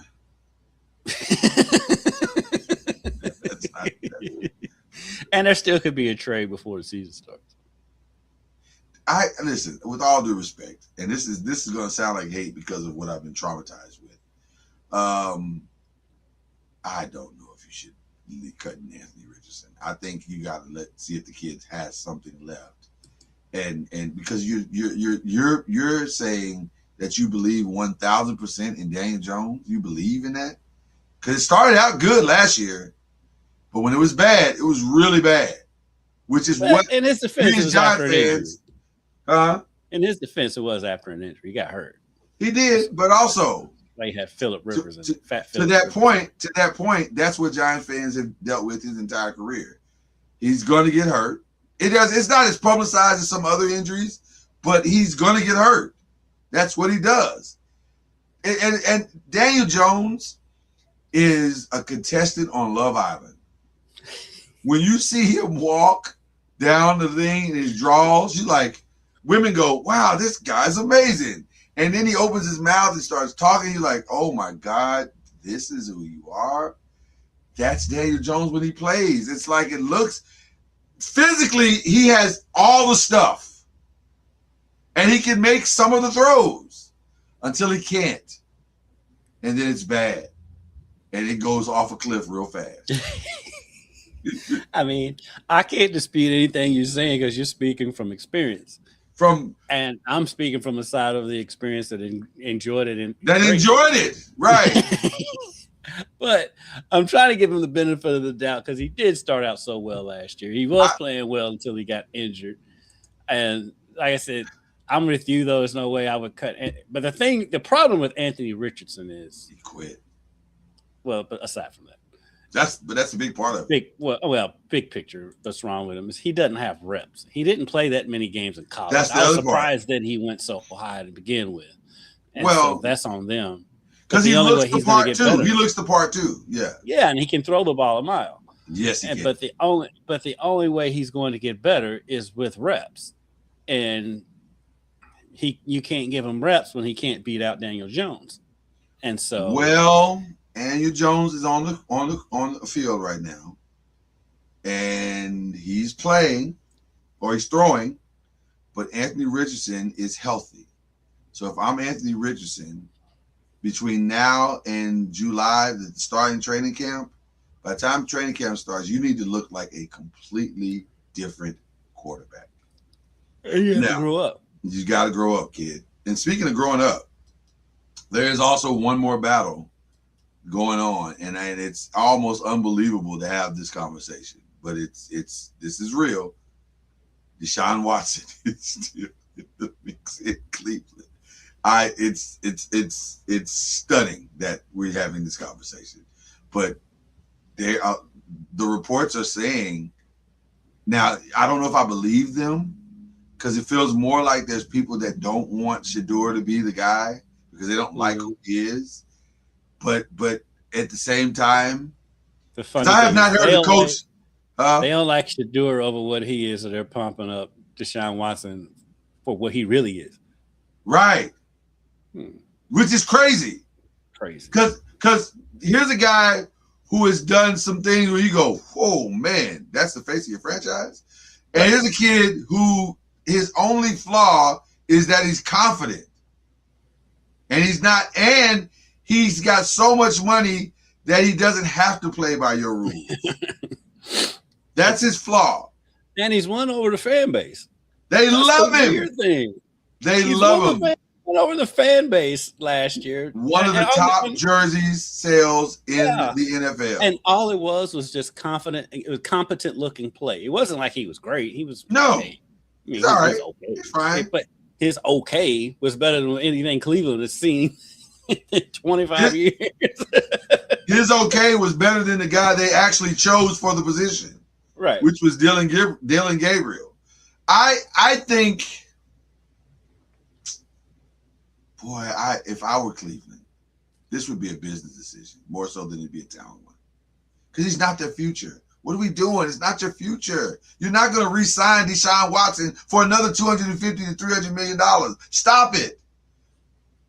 Here's what, if I was Cleveland, I would call Arizona and say, hey, got this great new shiny thing. Runs pretty good. I thought it didn't run, but we fixed it, did some things. It looks good. What do you say? The Colts could do the same thing. Colts could do the same thing. And Arizona would probably feel better about that new cleaned up automobile than the other one. I'm just saying. I think, and by the way, that is also why I think the noise about Deshaun Watson is so loud. Because I think Cleveland wants somebody to bite.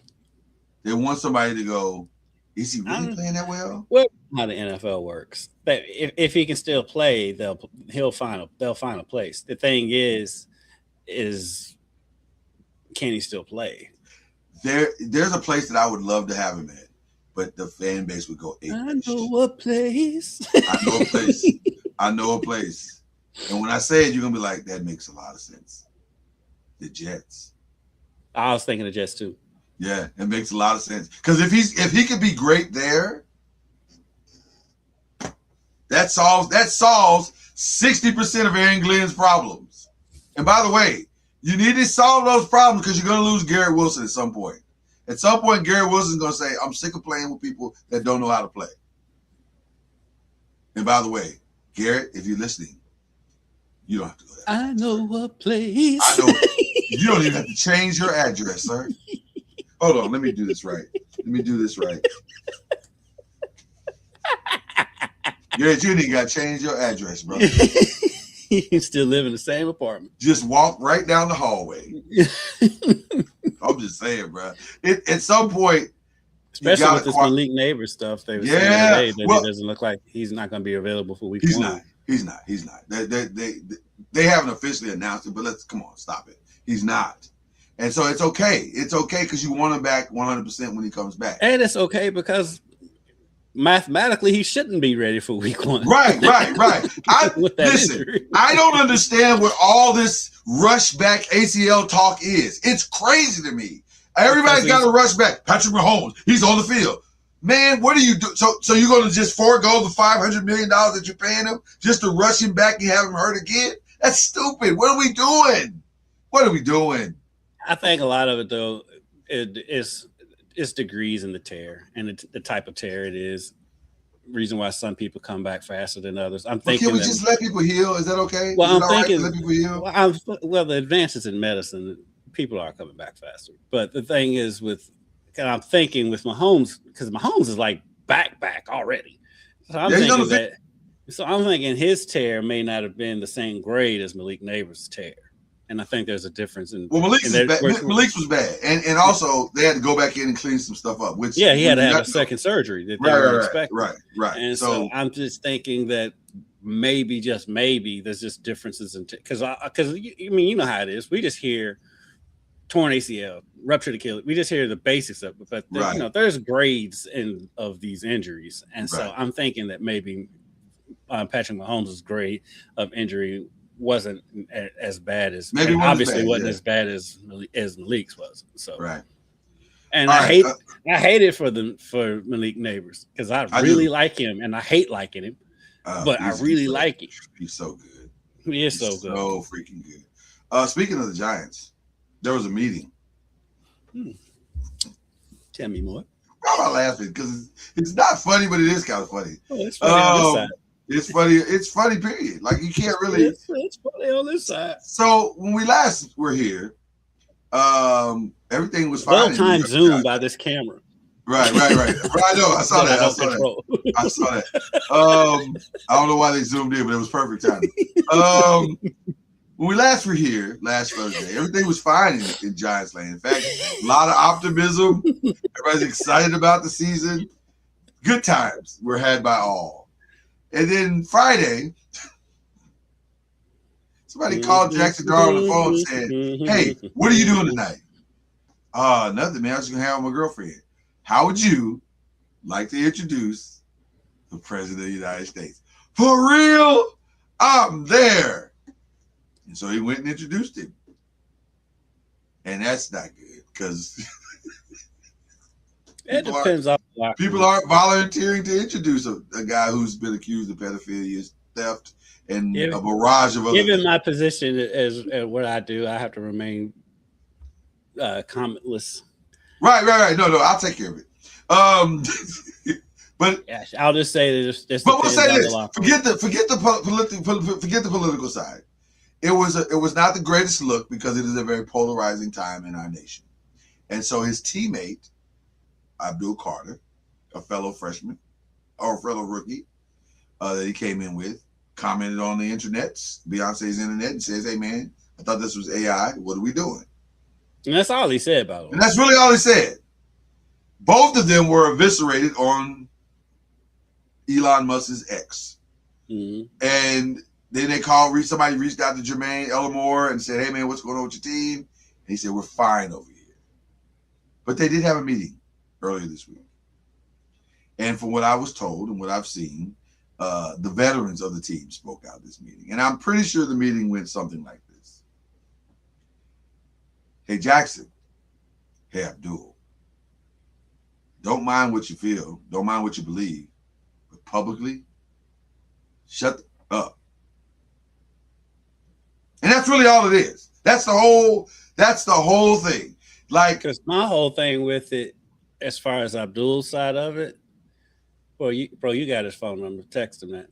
Right. That's the problem, man. And see, what Abdul did is like what the biggest problem is. One of the bigger problem is right now of this generation. In this generation, it's not even just this generation. It's just the social media. That's true. Period. That's a good point. It's that like everybody wants to handle everything all out in the public, and like so many of these arguments and stuff we see from these grown ass men. Yeah. On social media, it's like, bro, y'all got each other's phone. Settle this off of social media. I'm so tired of seeing people fighting on social media. 100%. And by the way, I get to a certain extent why he did it, because what Jackson did was public. I get it. Except that you both need to know you've created a problem now. Right. This is now a problem. And that's why they had a full team-only meeting that involved 80 people in a room. Do you see where we're going with this? Mm-hmm. And here's what I think happened with the Jackson Dart thing, because I've done the research and found out that the Giants were not aware of this. They had no idea he was going to do this, and especially the PR department, because they said had they known, they not necessarily would have stopped him, but they would have said, you need to understand what you've done and what the repercussions are, which is where I was headed. I think that young man, when you watched him on stage, because what he said was fairly benign. He didn't say, I align myself with this guy, I endorse this guy. He didn't say any of that. He simply said, here's the president of the United States. So that doesn't necessarily speak to his views. Though he did say, I don't know of any blue hairs that watch the NFL, which I don't know what that was supposed to mean. Right. I didn't get that either. But I'll say this. I think this is a young guy who is very brazen and very brass, and he doesn't quite yet understand the scope and the depth of his celebrity and what he means to all people, not just people that look like you, but all people. Because black people have been giving you a pass with the whole rollies and all that stuff that you was doing and the appropriation. We've been giving you a pass because you play well. So it's like, as long as you win it, we good. And by the way, as long as he wins, this will be forgiven pretty quickly. Yeah. But also, you better win. You put a target on your back. Exactly. And so, like, whatever your political affiliation, I mean, look, NFL is not a monolith. I'm sure there's plenty of both sides in the locker room. 1,000%. There's no more segregated place on earth. In that locker room, there are people, black and white, who voted for this president. It happens. Yeah. It's okay. Right. But the ideologies that follow, that's the concern that guys would have. So then you talk that out as men. And and by the way, I'm going to be honest with you, and I think you would agree with this. I find it to be hard-pressed that this kid would be a blatant, full-on, 100% racist and be playing in the sport of football. Right. That's a tough sell, especially at that position. Right, because sir, unless you're gonna play for a predominantly white team, you're gonna have to figure this out. Mm-hmm. So I don't. Now, does that mean that's not in his background? No. Does that mean that's not how he was raised? Maybe. No. It just means I think he has probably settled some aspect of that and is functional. But at the same time, now you got to live the rest of your days above board. Because while the organization might not police how you publicly or privately feel about, publicly, they will fire you. Talent or none. They're not going to mess up this money for you. So I had to they I like more than anything. It's just you brought something into the locker room. We brought a bunch of questions into the locker room that didn't need to be there. That didn't need to be there. But it goes for both of them because, like I said, Abdul could have easily just texted him that. 100%, and should have. Yeah, and absolutely should have. So there's that. Because if he because at the end of the day, if we're being honest, if that's a text and doesn't get out, we're not talking about this. Well, not as much. There would still be concerns about the Jackson Dart presentation, but that could probably be cleared up with a press conference. Mm-hmm. Right? It could be cleared up with a press conference fairly reasonably. It probably won't sway everybody, but at least you would get back to a baseline. And by the way, he still owes the people a press conference. That's going to happen at some point. Because the first time he steps to a microphone, he's going to have to he's going to have to take the microphone at some point. Yeah, a bad reporter is going to say, "Hey, man, remember when that time when you stood up there? What's up with that?" So, yeah, there's that. Couple other stories. I've been seeing a lot about the Caitlin Clark rules, and I'm trying to remember who it was. Was it Lisa Leslie or one of the WNBA ladies spoke about they're not officiating her properly and they're not protecting her properly or something. I'm so sick of this. But then also they're talking about her anger, not anger, but her outburst on the court and her confrontation to other players. And I personally, I just want to say, all of y'all, for real, y'all need to shut up. This is stupid. It's why stupid. are we still here in year 3? She's a fiery chick that says stuff, but there's a lot of them in the WNBA, and right. So let's not because right now she's one of the faces. You're trying to highlight and make it something that is not, or you're feeding into. I don't believe this young lady again. Here we go with racism again. I don't believe this young lady is racist. I think she's probably not been exposed to a lot of whatever, but I don't think she's racist. So let's not make her out to be. She's fiery. She comes back at people and she doesn't back down just because somebody's black or white or whatever. She goes back at whoever. She's not a chump. No, she's not a chump. And she's fine. She's fine. All these people talking about she needs to be, because on the other side, she needs to be protected. No, she don't. She don't want your protection. She just needs to hoop. And I'm so sick of this narrative around. Just let the girl play. We don't need think pieces on either side. It is what it is. Right. She's fiery. She makes shots. She talks her junk. She can back it up.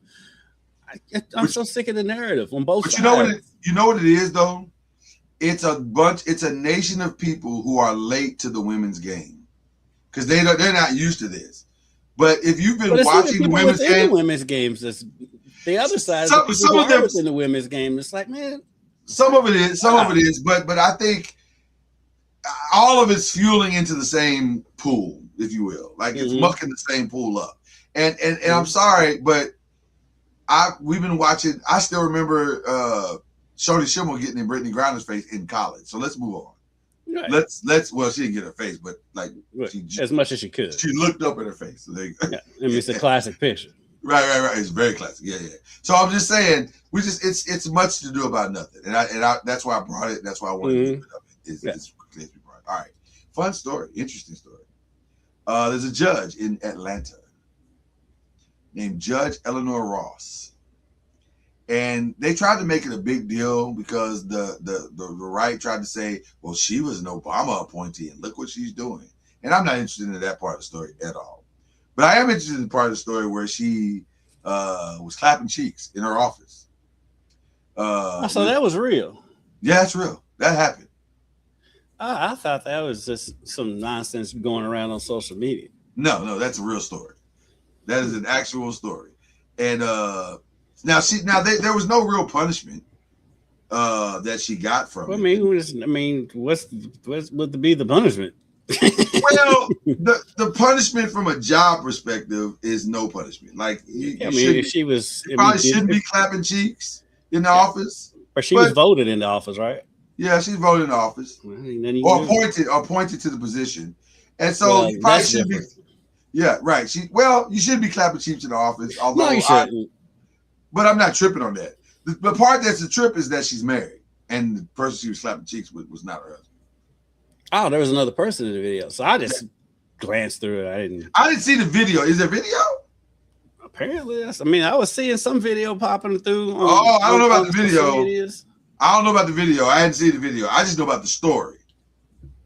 And I think the board made her, the review board made her write like to her clerks and apologize because they could hear the clapping outside, which to me is the best part of the story. Because if you can you imagine? Can you imagine sitting on your lunch break? That's the best part of the story to me. Because can you imagine sitting on your lunch break and your boss is hey man, what is?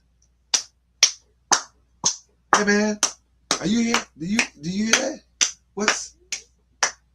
Is she in there with somebody? Like what's going on? Like that's the best part of the story to me. Like with all due respect, that and I'm praying for your marriage because now you got a whole situation that you're gonna have to deal with, and that's wildly uncomfortable, and I don't wish that on anybody, but also I gotta get these jokes off because come on, man, I can't imagine being a clerk and according to the story, this was going on for a while. Like this wasn't a one-off. This was like whoever this person was she was with, I think it was like a standing appointment. And so that's wow. That's kind of funny to me. But I just can't imagine sitting outside the office and it's especially that office. Right. Because it's a tight office. It's a tight office. You're like, and then after a while, if they're doing it weekly, you're like, come on, man. I'm trying to eat my sandwich, man. I can't. Just want to eat my Chick-fil-A in peace. Like I want to eat my ham sandwich in peace. Right. I'm trying to put these Chick-fil-A away and get back to work. And then got to listen to cheeks being clapped. And according to the article, there was cheeks, there was clapping and moaning. How many times have you written a story and you put clapping and moaning in the same article? Right at 0. I just thought that was funny. That's the only reason why I even brought the story up, because that part to me is hilarious. I hate that she cheated on her husband, and I'm praying for their family because that's a lot to have to deal with. But boy, sitting outside the office and you're just like, wow, that's a lot. I can't imagine listening to someone clap cheeks at work. All right. Somebody wrote an article, bro. Not even wrote an article, it was like a post. And they said the most dominant years for a rapper in history were 2003's 50 Cent. That would have been his In the Club year. 2015 Drake, I don't know what that would have been for him. Maybe it would have been the Kiki's thing. I don't know. 96 for Tupac with Me Against the World, and then I think Machiavelli later. Or All Eyes on Me. All Eyes on Me. Yeah, All Eyes on Me later. Futures 2015. I don't listen to Futures. I don't know. 2024 Kendrick, which you could argue that might be the most dominant single year for a rapper ever. Like 2001 Jay-Z. The In the Club year for 50 was pretty dominant. Pretty massive. That was pretty massive. That first album. Yeah, that's pretty massive. 2010 Kanye. Eminem's first, 2002. DMX 98, which was really big. That was a big year for hip hop, period. That might have been the biggest year ever of hip hop. Because there was, if you go back and look at the 98 drop, here are the 4 albums that make 98 by itself. 2 DMX albums, the biggest Jay-Z album of Hard Knock Life, and Outkast's Aquemini. All in 98. It doesn't get much bigger than that. That's pretty big. And then 2008 Lil Wayne. Which one of those would you put as the number one? Would you put 50 Cent? And you know me, I'm not a 50 fan. Right. But that year, because every song that came out off that album was a hit. It was a banger. It was a banger. I mean, yeah. Like everything he touched. His fall off musically should be studied, because like as hot as he was on that first album, and even on the cameos he was making and everything, he was as hot of a rapper as that I can think of ever being. And But the drop off on when his second album came out, yeah, but it's amazing. Well, it is, but then it's not, because if you think about it, so they didn't throw Snoop and Dre's dominance in '93. No. Although that's the one. That's the one. You would say that's the one, really? Yeah. They were burning. Jesus, they were on fire. You are correct. They didn't have Master P's in there?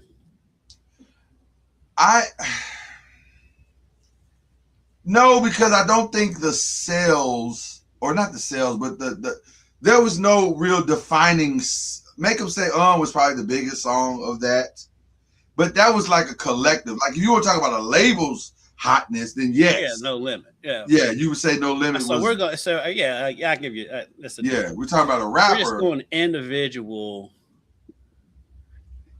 I still have to put Snoop's dominance at that point. I think it's close with Snoop and 50. Yeah. As far as single rapper go.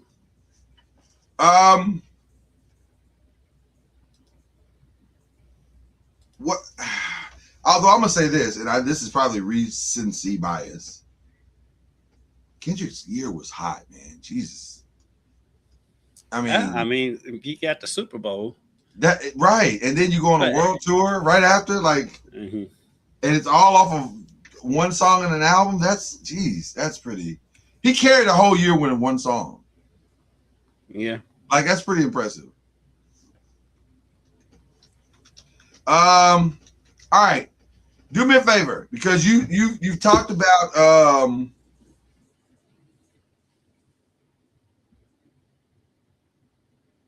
Talk about where we are in 24-24.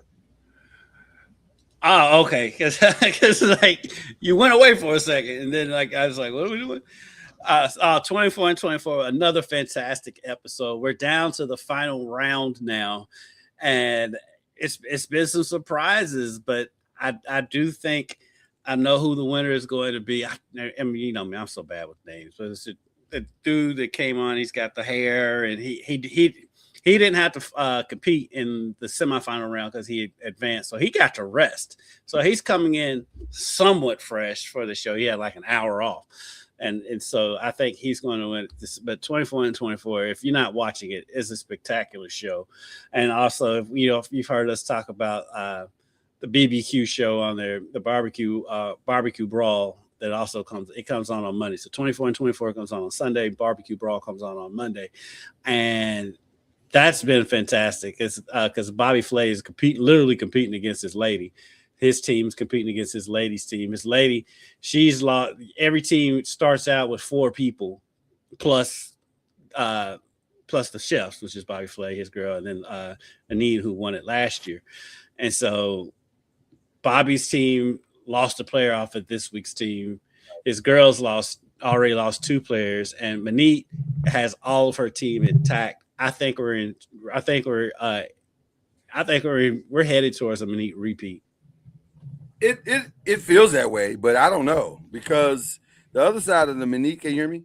Yeah. Okay. The other side of the Manit thing is so that, full disclosure, the little black chef, the young black one, female, she's from a show called Yes Chef. And the whole premise of Yes Chef is that these chefs were on that show because they had anger issues. And their anger issues were keeping them from being great. And I see a lot of her tendencies still in her. And it feels like she's going to fall apart. And she's one of the strongest chefs on that team. So if she falls apart, then it's the 3. And I don't know. I think they can pull it out. I agree with you. Manit probably has the strongest team. But also the 2 that Brooke has left, they're good. They are good. They are very good, and they can carry that. And by the way, they're both really good. Realistically, there actually is an advantage for your team if you only got to feature 2 dishes. Right. Because Manit's dishes were good this past time, but the 2 dishes that Brooke offered were very good. So when you wear them next to each other, it's a loss. So I don't know, man. I'm enjoying. All I know is I'm enjoying the heck out of it. I think those two are very good for all four of Manit's players are incredible. They're solid. They're very solid. And she's got two dark horses on that team because one, the real quiet dude that looks like he's 12, who was in the face off last week and won. He cooked his behind off. Yeah, he may be kind of the weakling just because of out of inexperience. But the other cat, the one black dude from Chicago, he's kind of strange. But he can cook. He can go. and he might low key be the best of the four. Because he looks like he's about to explode at any point. Every time he has a very much Chicago temperament. But then, like that, he's smiling. Because he's constantly frustrated. He's like, man, they keep taking the stuff I want. And then he'll take the thing that's left over and turn it into something great. And you're like, hey, man, just shut up and cook. Like, you're doing a phenomenal job, bro. Yeah. I think Monique's gonna win it again. She's so good. Monique's just everything she touches is just good. She just understands cooking shows, competitions. I also been watching the new Chopped Castaway thing. I can't get it. It's weird. It looks weird. It is very weird. It's like Survivor meets a food watered down version of Chopped, though. It's not even a good version of Chopped. It's like a watered down version. And you're just like, this isn't good. I don't love this. So anyway, you talked about the finale going down this weekend. I did mention that there is the finale. I didn't go into depth of it because I'm so bad with names. It's going down. There's a final five. I think it's four. Final four. Only name I remember off of it is Joe. Leanne. The one guy that I think is going to win it. Viet. No, not Viet. Yeah, but Viet. The dude. The one that got through to the other side. I forgot his name. Keith or something. I don't know. But we'll call him Keith. But it's probably not Keith. But I don't think it is. It's going to be good. The final four looks like it's going to be really, really good. But let me tell you something. Because we haven't talked since the last time. When they gave them that moose bouche not the moose bouche, that was crazy too. But when they gave them the creme brulee to cook and the risotto at the same time.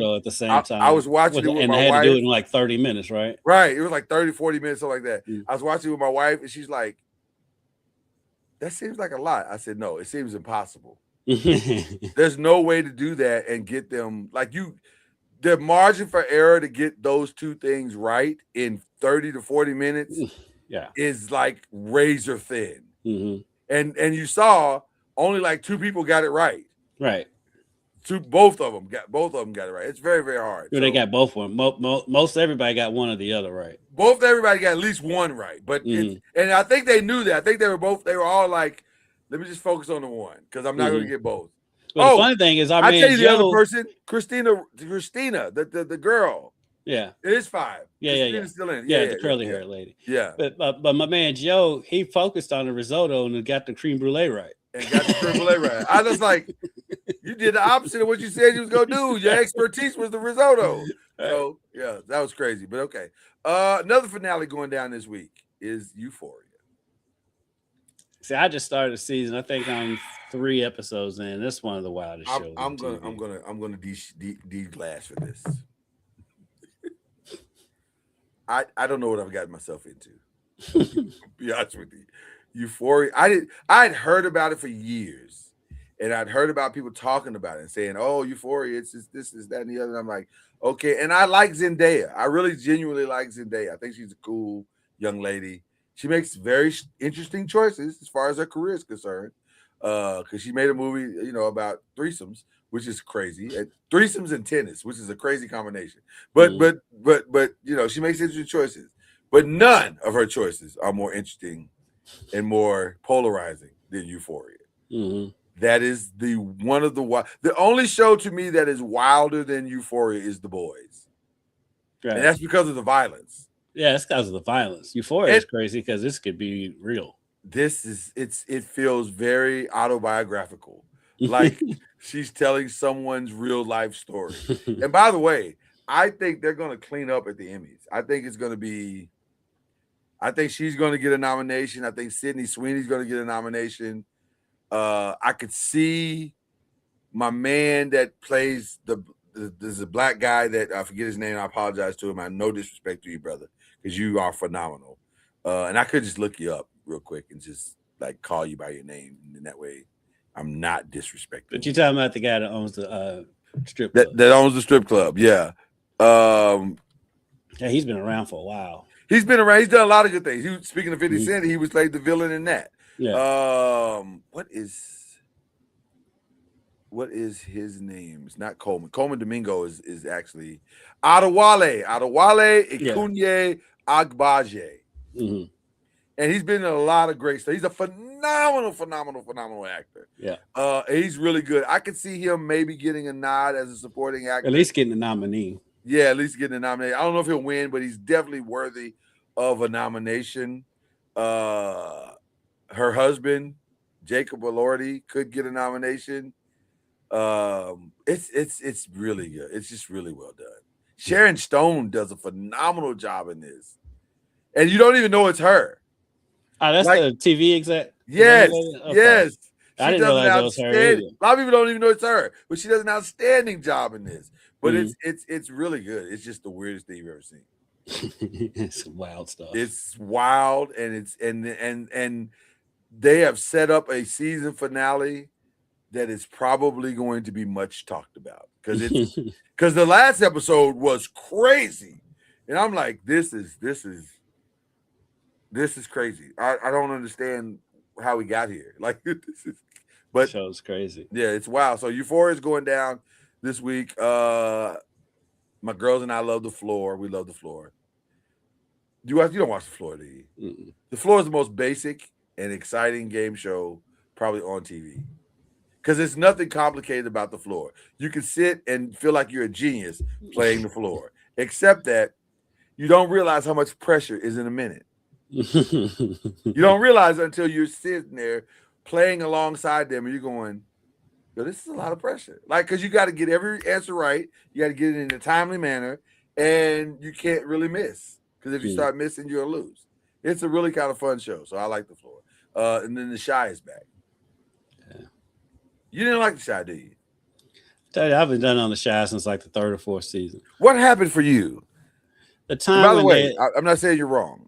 The time when the season finale that season. Yeah. Well, I was lukewarm at that point anyway. Spoiler alert for anybody who's not seen it. So but what's the gangster's name who became the mayor of Chicago? Duda. Yeah, when Duda became the mayor, I was waning at that point. Right. But then when old girl was Candy, when she shot him multiple times at close range, and he survived and was perfectly fine, I'm like, I'm done. He survived the first one. He didn't survive the second one. Oh, he's dead now? Yeah, Duda gone. Right, and shout out to my frat brother. He's my frat brother. My homeboy, technically my goddaughter was on a couple episodes of that show. Really? Okay, so you got my homeboy. Well, she was kind of an extra. She was like a secretary somewhere or something. Gotcha. But yeah, my boy Terry that I grew up with and went to Murray with, his oldest daughter. She's an actress, and she was on a few episodes of The Chi. Got you. I don't like starting series and then not ending them. It's hard for me too, and so for me to give up on a series says that I have given up way left. Yeah. I have given up on some stuff for real, but I typically, if I start you, I'm probably gonna. If I start, because I want to see how the story ends. I do. Yeah, but it just got so unrealistic. I was just like, I will say this: this is the final season. The series is coming to an end. It has started well. Mm-hmm. It started well. I will say that. The first 2 episodes, they have been good.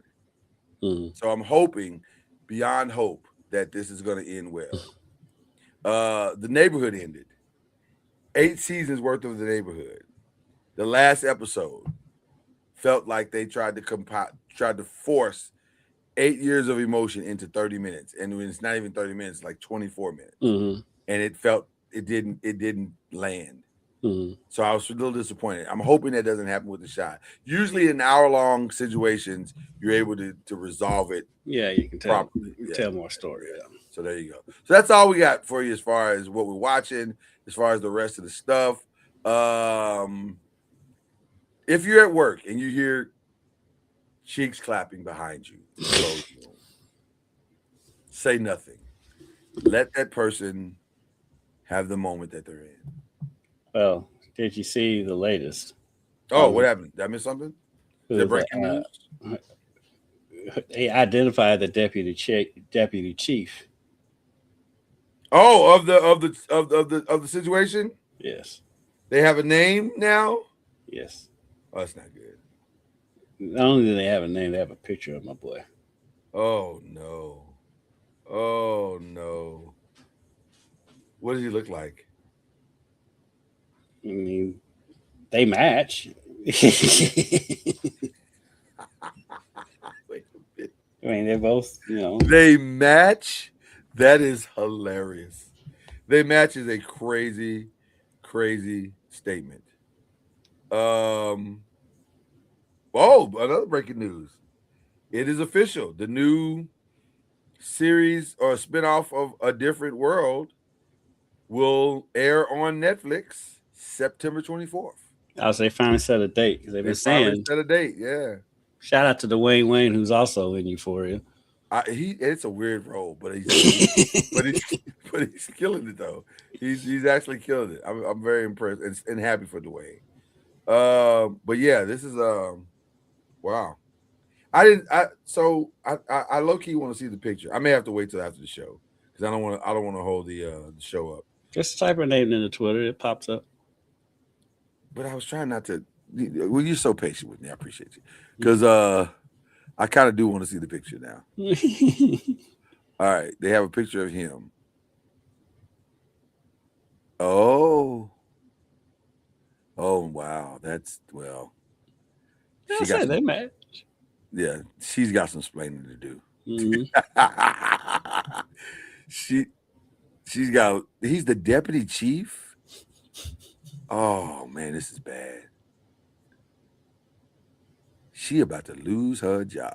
Yeah, especially about to be done. Kelly, Collie, they both about to lose their job. Plus, guess what? Guess where her husband is? He's the assistant district attorney. That makes for an awkward time. Like, oh, what a tangle web we weave. I wonder if everybody's going to try to keep that. How do you keep all three? Somebody's got to go, and it can't be the husband that got cheated on. No. Okay. See, this is why you should be clapping cheeks at work, especially when people are there. Especially. You're the judge. You can't send folk home. Just say y'all go home. Okay.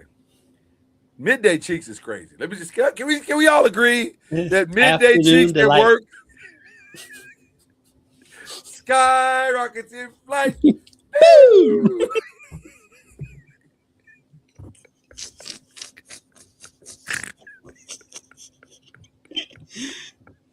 That's crazy, man. Oh my God. What are you doing? Eleanor, what are you doing? And it's multiple times too. It wasn't just one right. time. That's what I'm saying. This was like an appointment. Mm-hmm. Like, I see you for lunch. We're gonna have today. What we have for today? We have relations and cheeks. We'll have relations. Hot, lovely relations. Sherman gonna have relations.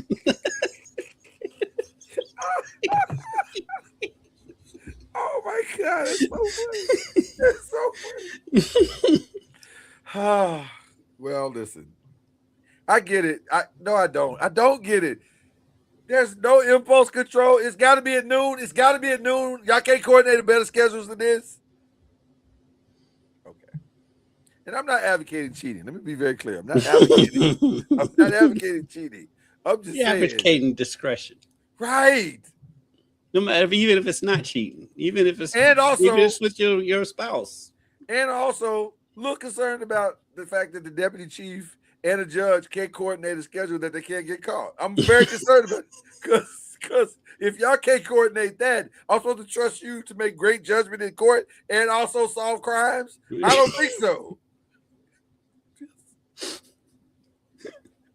I'm just saying. This is the easiest case you'll ever have. Okay, I'm done now. Oh, Eleanor, you gotta do better. Maybe she's in love. Maybe she's found true love in this deputy chief. Found true something. Now it's gonna cost you your job. But hey, maybe a good time is worth that. Personally, I wouldn't let anything mess up my money, but to each his own. To each his own, Kendrick. Okay. I'm not the judge. We should go to shout outs because this is for sure gotten off the rails. But it's funny. That's what we do here. We do the funny. We do. Okay. Let's is that a round of applause? What is she? Are you hearing clapping? I'm hearing clapping. I don't know why. Okay. We're moving on.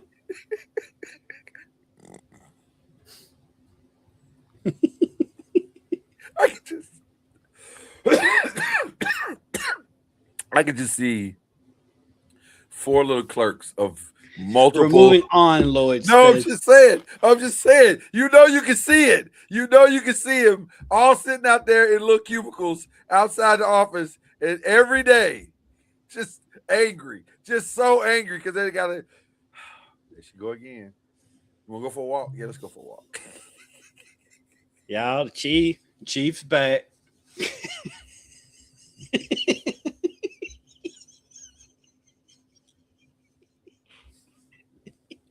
He's back. Jeez. Really? Can you pick another time?